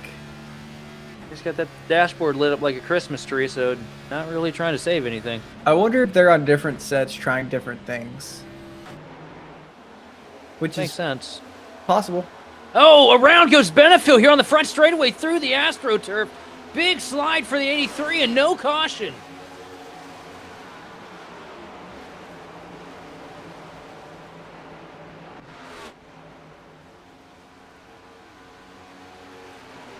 What happened? It looked from, because I just caught a glimpse of it as he went around. It looked like he just got loose.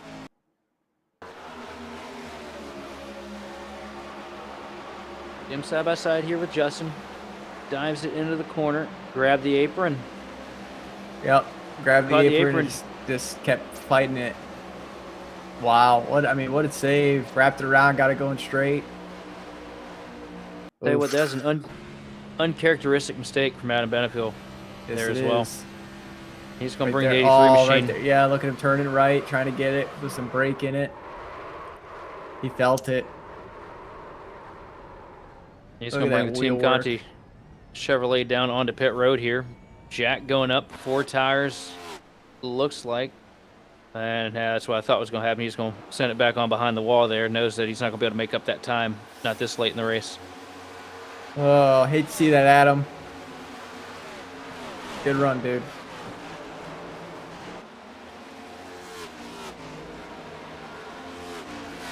Right now, Louis Becerra trying to hold off Paul Hill. Paul Hill trying to charge here.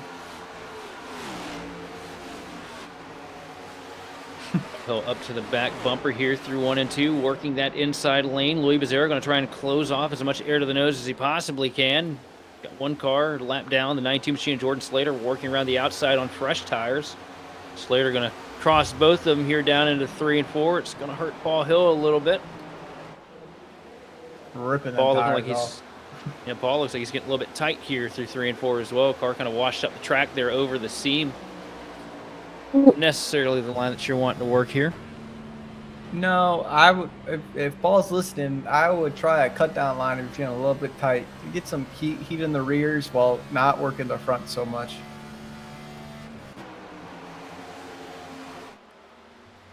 Up at the front of the pack, though, business as usual. I try to talk, guys. Y'all pay me to talk, and I can't do that very well. So I don't know what we're doing. But Patrick Kidder up at the front of the pack right now. Business as usual with a 0.6 of a second lead now, starting to stretch the advantage on Evan C. This right here, this is where that trade-off that we've talked about so many times. You're getting to see it in action right now. One guy working the top, one guy working the bottom. See the guy that's been staying on that bottom, staying committed to it, really starting to pull ahead here and put a little bit of distance between him and the guy that's been running that middle lane, the top line all night.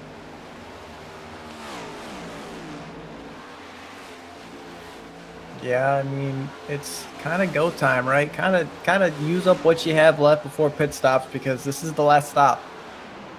Medina's going to cut it short. He's pitting this time. And this lap car is giving Justin Levine a fit cutting off the air of that car.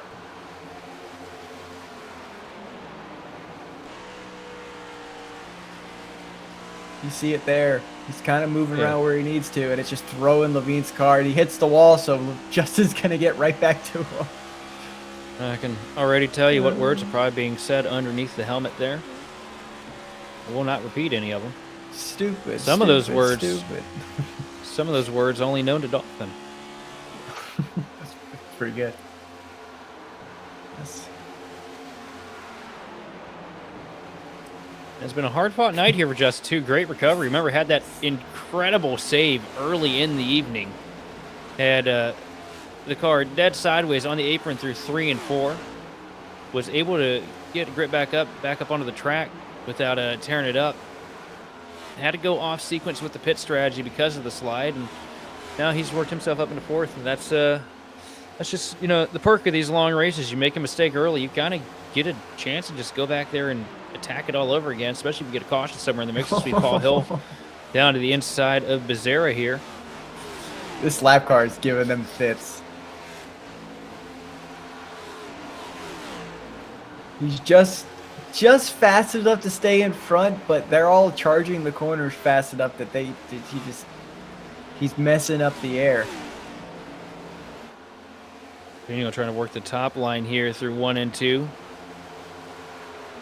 Becerra tried to get underneath him to make a pass. Didn't quite work out. There we go, another lap car. Tyler Hunter up to speed. He's got pace. He'll get by here in one. He'll kind of rip the top. I'm seeing. I feel like to get the speed by, or have to cut down. Yeah, he's gonna have to cut down on the bottom. He's gonna clear probably both of them. Yep, that's how you do it.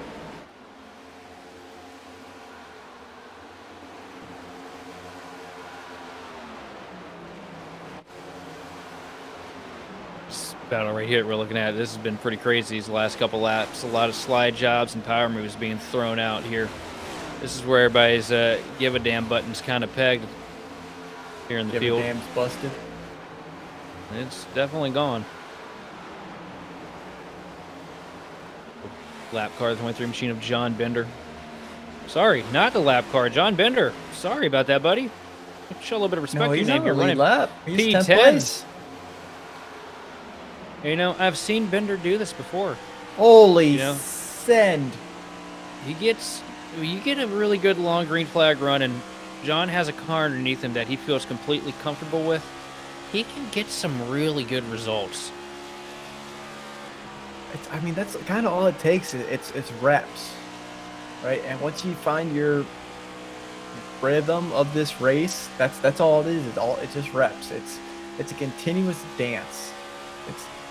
And once you feel confident, oh man, that 18 almost spun the one going into 3. That was really close. These guys are getting really, really close to each other now. They're kind of just packing air, waiting to see what the car is going to do.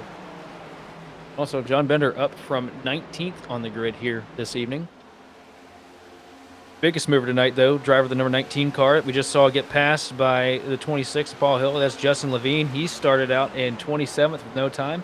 Nicholas Isaac's going to signal out the window here down into turn 3 that he is going to bring that Chevrolet down pit road here for 4 tires and Sunoco race fuel. Ooh, Miller got loose.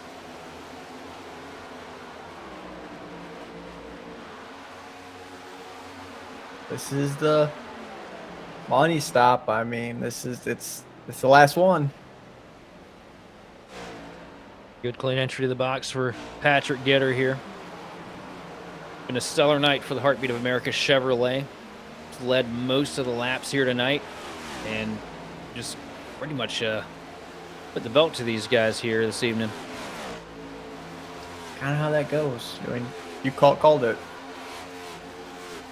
Yeah, look, when you watch a guy cut out an entire pit sequence at Dover last year, here in the OB Builders Cup Series against the best of the sim at the time, and it was a week where everybody was worried, and Roger was there too, and it was a week where everybody was worried about blowing right front tires because we had tire failures multiple times throughout that race. Patrick Gitter cuts an entire pit stop out of it, comes across the line with the win, and still has 5% tire left to spare. Yep. I don't even know where I finished that race, to be completely honest, but I know that he showed the long road pace very well and his tire management extremely well. So, yeah, when it comes to those tire tracks, it's where he shines. Yeah. Got a couple guys that are really good at it. Here in this league, I always think about Gitter. I always think about Benefiel, Passalacqua. Handful of others in that mix too. One that's really starting to show that he's kind of getting it figured out too. Becerra, PB Henry, both two that I'm really gonna start keeping my eyes on a little more here throughout the season. Because you come to Charlotte and you run good, it's not a fluke. This is very much a driver skill track. This is all about the nut behind the wheel. Patrick Gitter is flying right now.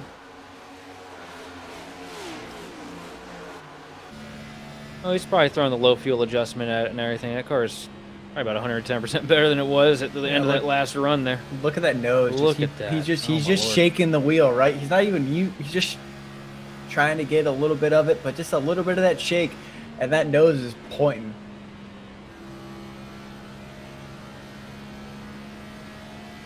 That is a bad, fast hot rod right there.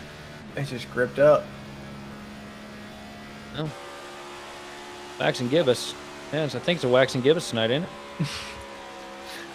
Yeah, I believe so. Hey, this place is gripped up.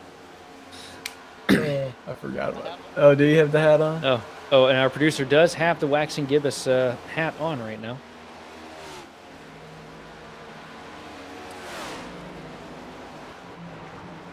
Gibbous, I don't think it's the right term. Oh, was it Crescent? I can't Crescent. remember, dude. Waxing crescent. I can't remember. The current moon is Gibbous. I think. It's Gibbous? I don't know. I've never heard of a gibbous moon. You got Crescent and you got Gibbous. Hey, Google, what's a gibbous moon? Gibbous is the fat one, ain't it? I don't. I mean, look, man, I went to A school in full Virginia. moon? Yeah. When Oh, hold Waxing on. He Gibbous might be. He might be onto Yeah, something. A no, gibbous I know moon it- is I know a it's a lunar thing. phase where the moon is more than half illuminated, but not yet fully visible. There you go. Wow, a waxing gibbous. He's in a waning gibbous. Yeah. Okay. Waxing means it's getting bigger. You know Waning what? means it's shrinking. I apologize. Like Okay. when I'm in the booth, when I'm not in the booth, my brain cells are waxing. When I'm in the booth with you, they're waning. It's fair. It's fair. Take that. Not as I bad went as to when I'm in school- the booth with Edstrom, though, because when I'm in the booth with Edstrom, they all just fall out somewhere, and we're stuck with one. Listen, you got Ohio education, and you have Virginia education. They're kind of one and the same. Somewhere in the middle, there's absolutely no education. That 23 machine, John Bender, worked himself up to third there through the pit sequence, coming down for his final stop of the night. Shane Clore, currently your race leader, getting those oh-so-precious bonus points for leading a lap here tonight. 72 going to come down here, though, for that final stop as well. You have to get it low down. Matt DeCiani. DeCiani as well. Man, that 25 machine is bright.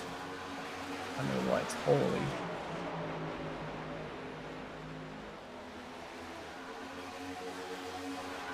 It's glowing.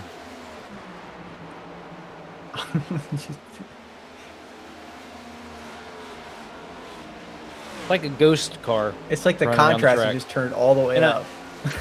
And I've seen that before. I think Evan C's car, his primary this year before they got the new paint scheme, was the same thing. You go to the track at night and it would I would wonder just if vanish. it doesn't have a. So what it's is- something with the spec map. Yeah, there. but there's a- another layer. There's a layer though, like a whole. Yes. Yeah. I think they got the clear coat layer turned all the way to the right, because if you turn it all the way to the right, it actually deletes clear coat. Those wondering, wanting to improve the craft, if you go with a 25, a rating of 25 on your clear coat, that is actually full high gloss, and it's real pretty. It's running on my cars. It's weird. It's like stepped. 0 is like the old clear coat. Then 0 to 25% is from a semi-gloss to a full gloss. Then anything after that is like a weird satin kind of thing. There's a And it battle scales down brewing, backwards. fellas. I PB spent too much- Henry and Justin Levine. I've spent too much time in the paint booth, but yeah, here we go. Let's get back to the action on track here as we see Levine working the top line. Almost contact here down the back straightaway. And this is two of the more aggressive stars here of the OB Builders Cup Series going toe-to-toe. PB Henry working the bottom, gets a little bit squirrely out of turn 4. Levine finds that top line momentum to pull him ahead here at the line. Down to 1-2. Henry going to throw a little bit of side draft onto the door of the 19 Toyota Camry, though. As Justin tries to track it around the top to find the momentum. Big wiggle again there for PB on the bottom out of turn 2. Can't clear him though, because PB's grabbing that side panel just enough. He's clear for a second if you can get the rotation. You mean tell me PB's trying to firmly grasp it? Levine barely able to clear, though, here on the front straightaway. Paper thin. We're not going to get into the colors of the paper again tonight, are we? That was something you asked him. Oh, no. Stop it. Stop it. I was done last night, fellas, I'll tell you. At the front, though, getting a couple laps led. The 28 machine, it's Tim Workman Jr. Patrick Gooder has worked himself back up to second through the sequence. 28, the last car out on the track here. Bryce Rayner brings the 22 machine down for a stop. Ooh, PB looks a little bit free on entry. That nose looks like it's kind of fighting him a little bit. And he just can't get that bottom rotation that he wants. I think you're going to see him kind of moving around and trying to figure out what he needs to do here. Especially in Could 1 that and 2. also- 3 and 4 looks good. Could that also be because he's been, working those tires a little bit harder on the bottom, trying to get past Justin here? I mean, it could be, right? Like, he's going to try different lines here. But when he ran that bottom last time, he kind of fought the nose of that car. So I'm kind of curious to see what's going to stem out here in the next few laps. If he kind of cools the tires down, and maybe we'll see another run at it. Levine going to try and cover it, but here comes PB Henry, slides down to the bottom, takes the cut line through 3 and 4, going to pull up door to door here at the line by a nose for lap 221. PB Henry had the spot, but here comes Levine back charging around the outside here. The battle for 5th is not anywhere near over here. And while these two go at it like this is bringing Paul Hill back up into the mix here, and Paul can do a really good job here saving tires. Yeah. Ooh, Levine got a little bit free. It's going to let PB clear. Levine's going to do a crossover move. Oh, he got stopped. Oh, does he have the momentum? He's got the quarter panel here coming into turn 1. He's going to throw a little bit of air onto it and he's going to try send and pull it. him in. Sends it deep through 1 and 2. Henry's not going to lift, though. You're not going to get that out of PB. Going to be door to door out of turn 2. Levine with the advantage. Henry shooting, though, with the outside line momentum. Down to 3 and 4. Levine to the bottom of the hill. 3 wide with Keegan Sabilo trying to stay out of the way here. And that pinch from Henry is going to do it for Levine, but Levine somehow finds enough momentum to get back to the left rear. If he can just pack air to that left rear quarter panel entry, he can make him wash up the hill. Oh, he made him and that's what he's going to do. Oh! What a battle. Side by side down the back stretch here again, and this just pulls Paul Hill back into the mix even more.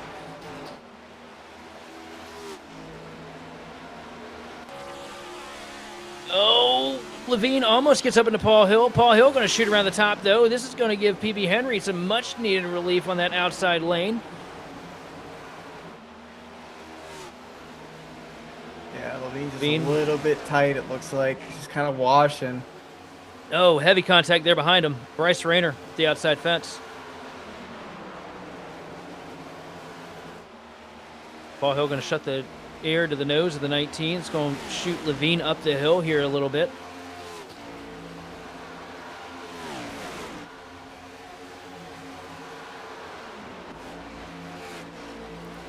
What a great battle that has been. That was intense. 225 laps on the board right now, and man, this thing's just flying by at this point. Oh, a little tight.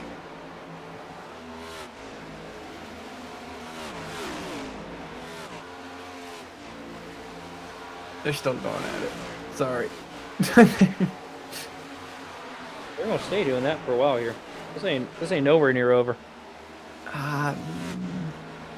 Till he gets the run back on him. You got a handful of guys here that want nothing more to say than they beat the other one. Yep. But who's A little bit further back. behind him, Pascalago? God, just reeling himself in. Brandon doing what Brandon does best here on these long green flag races. Just hanging out. Ready to strike, lurking.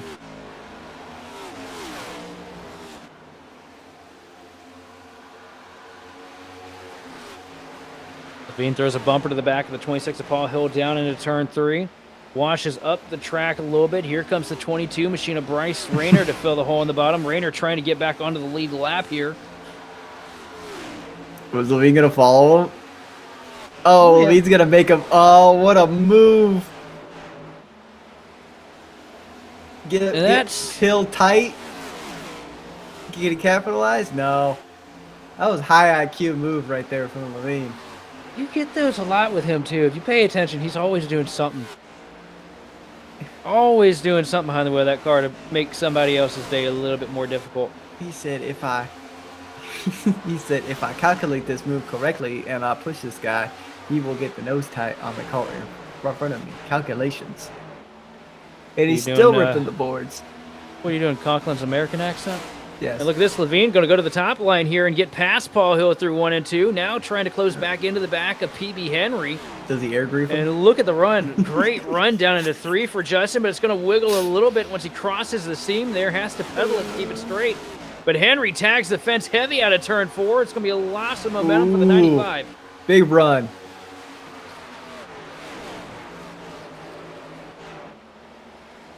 PB, don't get wrecked, man. That's all I'm saying. Don't. It's not worth it. You ran good race. Give up a spot or two. Justin will probably wreck you. Some aero grief might come into play. Justin's getting a little tight, though. Yep, that lap car's back. Justin's favorite. And that's the 92 machine of Slater. Been a really off night for him here.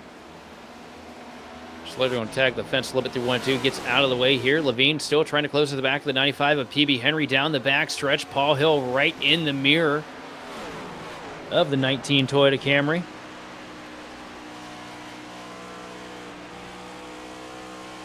I think Patrick Gator. PB's a little loose. And PB's struggling a little bit with the back end grip here.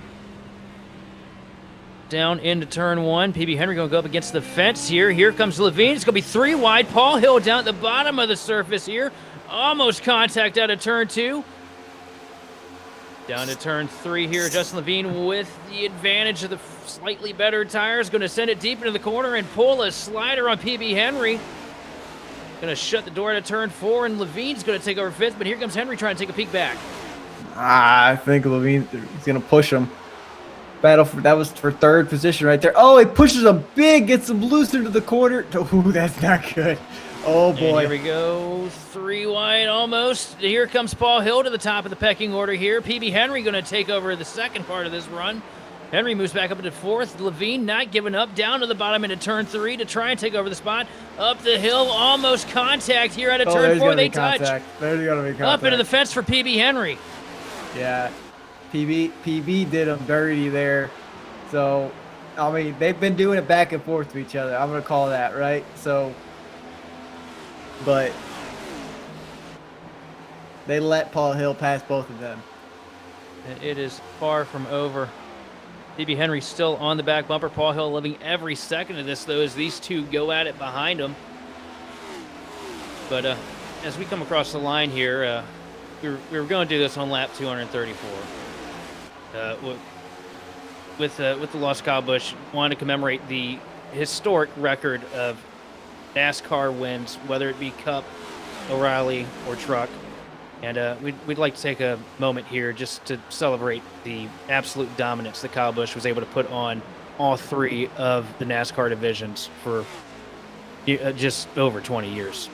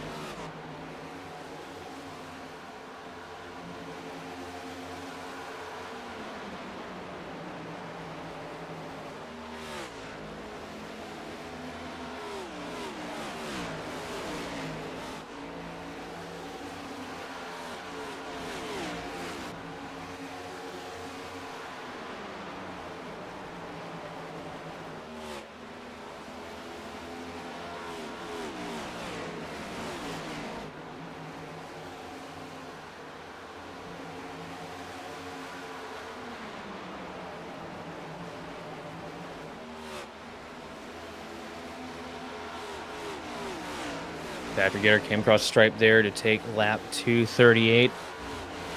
Substantial, well, not quite a substantial lead. 0.7 of a second right now, separating him from Evans C. I kind of feel like Gator may be toying with C a little bit here.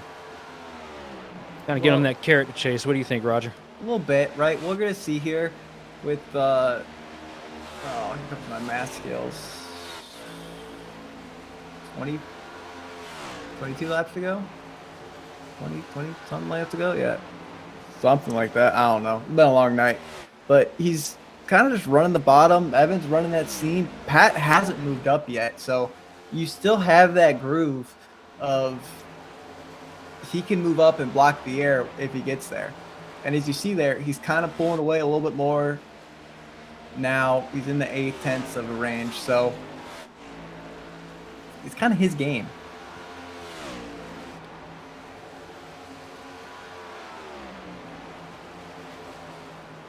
I'm just wondering if they're going to hold it together in the back. Well, the battle for third has heated back up. The battle for sixth, seventh, something like that. Seventh? Yeah, seventh is heating back up. 7? No, I avoided that. Seventh is heating back up. You got Becerra who's close. You got Millett who's close, and Isaac, and then you have Levine chasing down Paul Hill. I mean, it's kind of. Oh, and he's got one heck of a run here down into turn 1. Levine was able to close the entire car, links up to the back bumper. It's a little tight here through 1 and 2 as Paul crosses across the nose. That's the issue, I think. I don't think Levine's afraid to use the bumper on him here either, though. No. I mean, Levine would wreck his grandma for a top 5 finish. Levine would love an interview. I think that's what he wants. It's been a while. Mm-hmm.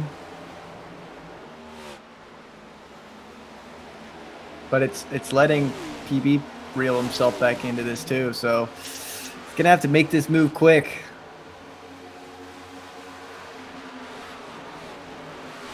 He's running the same exact line that Paul is, so it's hard to get any momentum.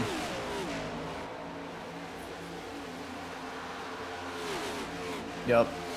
Back there, yeah, it's just tight everywhere in this top 10.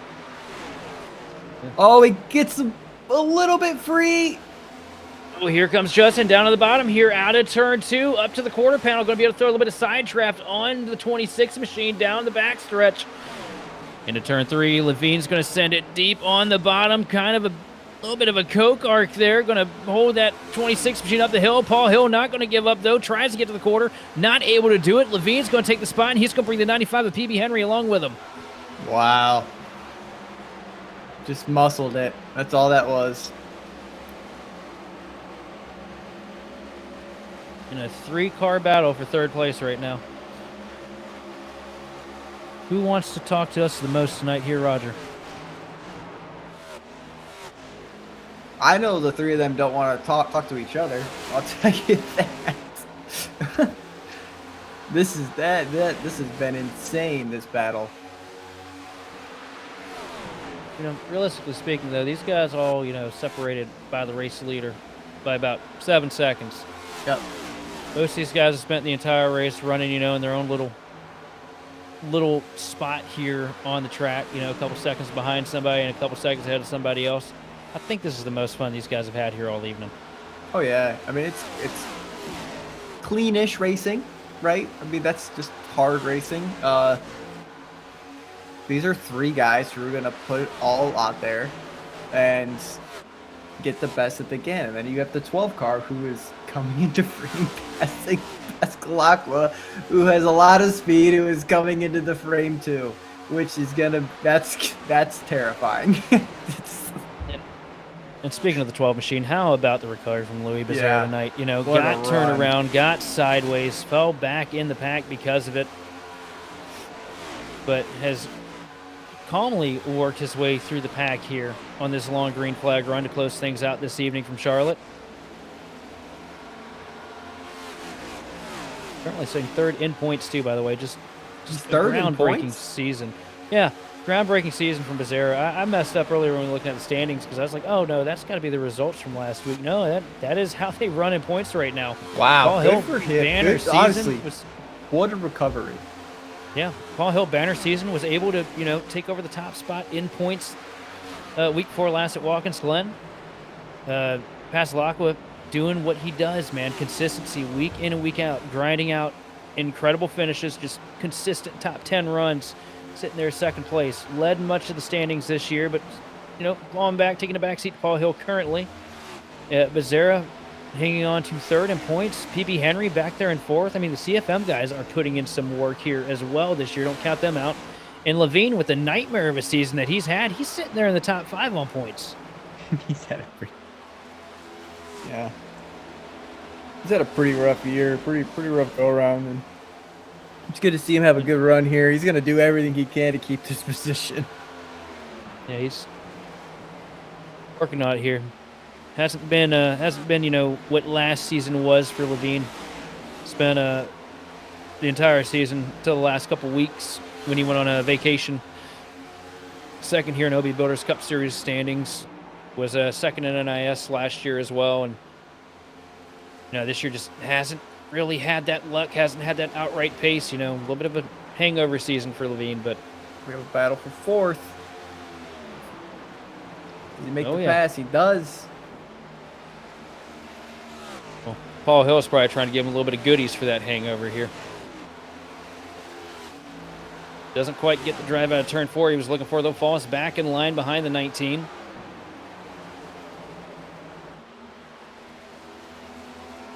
And what he's hoping for right now is for Justin to just throw one tire the wrong way and get a little bit loose and have to pedal it. Send it down to the bottom this late on the tires. You're not going to be able to really clear him with ease. You just got to kind of pressure him into missing that mark a little bit. Yep, just a little bit. And as you see here, he's going to wash, and Levine's just going to get that run, but he's not going to clear him because Paul's got enough of the side force that it's going to pull him back. And Paul's a real good driver. He's got a good piece of equipment under him. Bigfoot's put in a lot of work this year to make some fast cars. They've really made some noise here and there this season. And the issue is Paul can't send it in too deep, though, and let the car wash, because he did a really good job there running the bottom. As you see, he's going to try to do it again.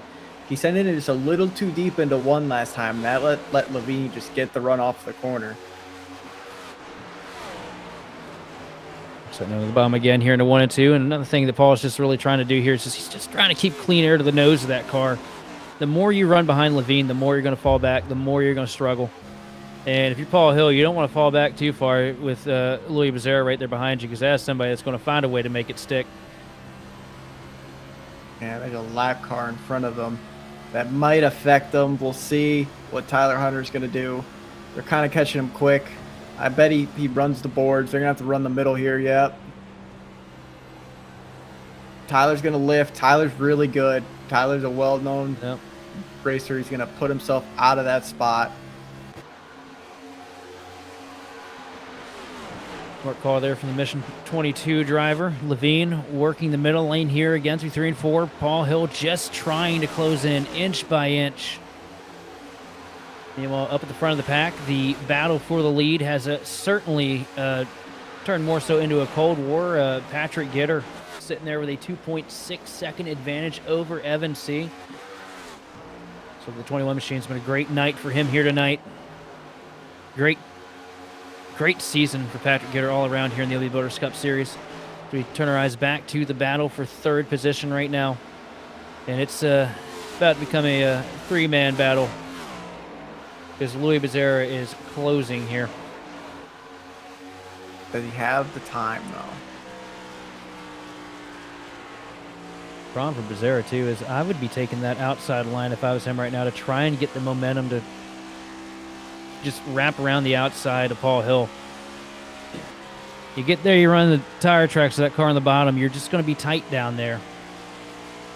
Good move here through 3 and 4, though. They go to the top lane, which allows Becerra to run the bottom, get a little bit of clean air to the nose of that Ford Mustang. But 1 and 2, you just got to, I feel like if you're Becerra, you just got to go to the top. Try to go higher than they are. Yeah, but he's kind of cooling the tires for us. So he has I bet he pounces with 2 laps to go. That's going to be my guess. Cool the tires. You see there now he's ripping seam. He's probably going to catch the draft here, pull him in just a little bit closer, get him ready to go. It's just Also a another little bit too far back. Somebody I got to give a quick tip of the cap to, sitting in 10th place right now. The 72 machine of Shane Clore. It's another one of those guys that's been kind of an up and down, topsy-turvy season. played the strategy absolutely perfect to get a good run in here tonight. Shown pace at moments in the race, led laps early through pit sequence. And it's a good night for Shane Clore, which is some momentum that he's definitely been looking for here the past couple weeks. Same thing goes for... Yeah, it's starting to brew here. Becerra starting to track up closer. Paul Hill down to the inside of Levine. Not able to get there, though. Hill tags the fence a little bit out of turn 2. But out of 3 and 4 here to come to take the white flag. 400 miles of racing here from Charlotte. And one name has stood above the rest. Just has to get through 2 more sets of corners here. Patrick Gitter has been lights out quick since we dropped the green flag. Down the back straightaway here for the final time. The heartbeat of America Chevrolet just been holding the torch here this evening. The 3 and 4 here for the final time. Oh, one more battle. Out of turn 4, across the start-finish line. It's going to be Patrick Gitter winning the CFM 400 at Charlotte. Good job, Pat. What a battle for third. Coming out of the corner. Paul Hill and Levine gave it everything. Everything. And Paul Hill just got a little bit free battling him. And good job secured 4th place. That was a great run for all 3 of those guys back there. Levine had to make a huge recovery to get back up there. Paul Hill, great night. Top 5 performance from sun up to sundown, literally. And Louis Becerra, an incredible recovery after the spin mid-race. See the entire field coming over here to show a little bit of congratulatory trading paint to Patrick Gitter. And it's a popular win, you know. I don't think there's anybody out there that doesn't, you know, kind of feel warm and fuzzy inside when that 21 machine rolls across the line in first place. Patrick Gitter is one of those guys that everybody can kind of be okay with getting beat by. You got to be beaten by anybody here. I forgot the sim did fire fireworks. Okay, that was surprising to me. I don't remember that last night. But yeah, Patrick Gitter burning it down. What a great run. I mean, had the pace, did exactly what you needed to do as the night went on. Just kind of came out on top. The CFM cars, though, were very impressive. I swear, if those CFM, if they just find, you know, 1 or 2 little clicks here and there, that is how close they are. And, like, be able to hold up with that kind of a pace on a long run. Absolutely impressive run out of the CFM cars, especially with Evan C. But coming across the line here with the win tonight, Patrick Gitter. But the Team Birdie fast lap of the race goes to Evan C. Comes home P2, just in front of Justin Levine, who comes home 3rd. 4th going to Paul Hill with Louis Becerra coming home P5. 6th place, the 95, and a stellar run for PB Henry tonight, followed by 7th place is Brandon Pasalacqua. Nicholas Isaacs comes home 8th with Zach Mill at 9th and running at the top 10. Great run for the 72 machine of Shane Clore. Yeah, and 11th we have Alexander Carr in that 18 machine with Paul Gallimore in 12th. 13th going to be Matt DiCiani with John Binder in 14th. I'm sorry, I have an issue reading this. JC Gibson in the 09 finished 15th with Daniel Wiles finished 16th. 17th is going to be Tyler Hunter with Tim Morton Jr. in 18th. And 19th is going to be Jose Medina with Greg Carr in 20th. Coming home 21st place after a bit of misfortune early tonight. The 77 machine of Keegan Sabile with Jordan Slater coming home in 22nd. Read much, guys, do I? Not really. 92 cars, God, that'd be terrible here. 23rd going to the 22 machine of Bryce Rayner with Adam Benefiel coming home 24th after the spin onto pit road. 25th place going to the 71 machine of Keith Long with Lou Christian, Joshua Hyatt, Joseph Causey, and Austin Edstrom rounding out the 29 car field here from Charlotte.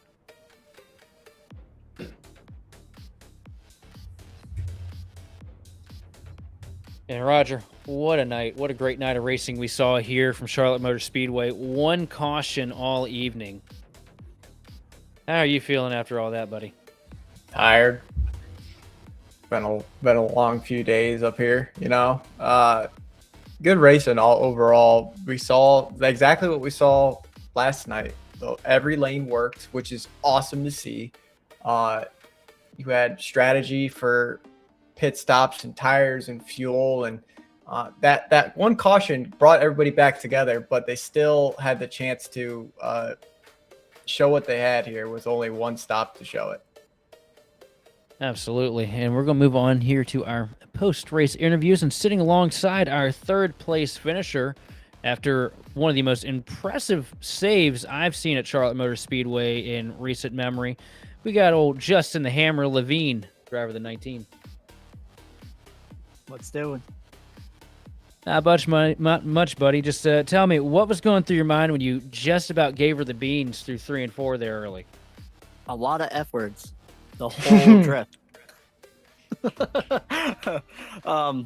I did not realize how loose my car was on the bottom, and I tried to get under Nick there, and all of a sudden the car just went straight, and I slammed on the brakes, and it just took off. And I was trying my hardest not to cause a caution, because I knew in the back of my head that the league admins are punishing big time for causing a caution. So I did everything in my power to make sure I did not do that. So you managed to keep the thing pointing in the right direction. Shades of Kyle Busch with the save, because it looked, if you look back at it, it looks very Budweiser shootout. I thought you were going around. It was great work behind the wheel on that. But what was the turning point with the strategy here tonight? Because I thought you were going to be just, done and out to lunch after that. You destroyed the tires. You fell all the way to the back. How'd you work your way back up there to the front? Caution. Only thing that saved me. I was stuck with what happened. Sliding the tires like that. I had no grip, and I just had to run in 22nd, 24th area with what I had, trying to keep the tires on it. And I had that one really big slide and hit the wall. I don't know if that was caught on the broadcast, and I just pulled it in. I think it was like 55 laps on tires. And then I just kept hitting every 55. And got lucky with the caution. I think I had like 40 laps on tires. I was actually going to shorten that run to about 50 laps there. And got the caution, got the track position, and then drove my heart out because this car was bipolar for me. 1 and 2 was tight, and 3 and 4 was perfect. And then I would go back into the next lap, and I was wrecking loose in 1, and I was tight in 3 and 4, and I was very frustrated with the car all night long. Well, after a lot of things that went absolutely horrible, it looked like you had a little bit of fun there at the end. Tell me about that battle, that 4-car battle you had with Paul Hill, Louis Bazare, and PB Henry there for the 3rd spot. How much fun was that? Oh, that was a blast. I wish that was for the win, and not because I ended up the highest out of all of it. That's just how the racing should be. Be able to run down the guy in front of you, pass him, cool down your tires behind him, make another charge, and go back and forth. And it was very impressive between all of us, and a lot of fun. And I hope we can do that at more tracks and for the win. It would be awesome for the broadcast to see that, and all the viewers. Well, buddy, how you feeling about your chances next week at Nashville's Speedway when we go there with the 750 package? Nashville's always a hit or miss. It really just depends on how much time I'll have this week to help build the setup. Just need to get something that I'm comfortable in, and I think we'll be there. Well, Justin, congratulations on the podium finish here tonight at Charlotte. Who all do you want to thank and shout out for the performance? Shout out to you guys, best in the biz. Can't wait to go back and watch the broadcast. All the admins for putting this on. One of my favorite leagues. Very clean racing, but we only have one caution, right? Yeah, just the one. Team Conti for the setup as always, and of course all the viewers for tuning in. Well, thanks for coming up here and chatting with us. I'm going to hand it on over to Roger Pierce here with our 2nd place finisher of the evening, driver of the 333 machine, Evan C. I got him. There he is. Evan C, it's Roger Pierce in the booth. You got me? Yep, I got you. Hey, man, what a run tonight. First off, for CFM as a whole, I mean, you guys did a fantastic job. You led a lot of laps tonight. What was that, 14 laps? So, led 14 laps. You were super fast, had the fastest lap of the race. Tell me, what did you need there to get Pat at the end? Yeah, I could kind of tell in the beginning there once I didn't do myself any favor hitting the wall and qualifying, but and once he got up to like third or so behind Louis, who was fast all night, like you said, and PB and the rest of the CFM guys, I could tell he had some pretty good long run. Patrick did, and I was kind of hoping that once we got through that next pit cycle that we'd be a little bit better after that, after having come up to like 20th or third in the beginning. But I mean, he would maintain pace very well. It seemed like the last 15 to 20. I couldn't really tell the difference from saving to kind of just pushing it there. I don't know, because the track was a little bit colder than what we've been running this week, and all the rubber on it. It seemed like you could kind of just push the pace a little bit and set a pretty fast pace, and wouldn't really kill the tires a whole lot compared to, I think, with less rubber on the track. So I don't know what we need in there to be a little bit better the last 15 to 20. It seemed like we could, like I said, had a pretty fast car to fire off and midways into the run, and just was missing something at the end. Mainly just needing to turn better, I think. But it's a super fine line on this track from getting the turn you need and then spinning out on exit. So, but I mean, Patrick was fast. He ran a good race, and didn't make any mistakes on pit road or anything. So, I mean, we're definitely happy with second. Yeah, man. I mean, you ran that seam line, seemed like most of the night, and I said it earlier that it kind of evens out after 20 to 25 laps when the rubber builds in. We saw it a lot last night of that push to save, right? If you save the first 10-ish laps, it's like the perfect amount of save, and then you go, because then it evens out. So you kind of saw that. You got that one caution. Tell me, that mid run pace, were you happy with that, or did you feel like you needed a little bit more?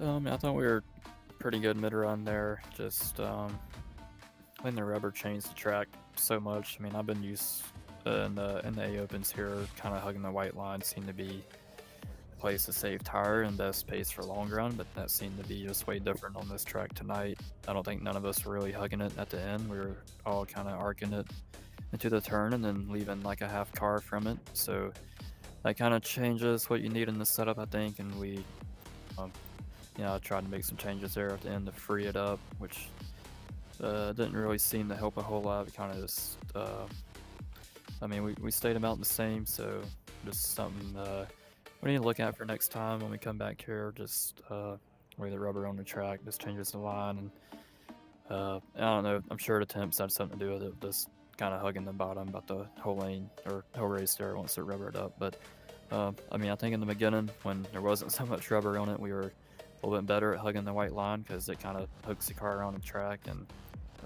the middle is not as gripped up in the beginning. So no, it's a few changes there we didn't see in the beginning, and should have prepared for it a little bit better. But like I said, we're still happy with second. Yeah, man, that paint line is so fine. So good job on P2. Any friends, families, sponsors you want to thank? Oh yeah, just all the guys at CFM Performance, Josie Speed Shop. I think we had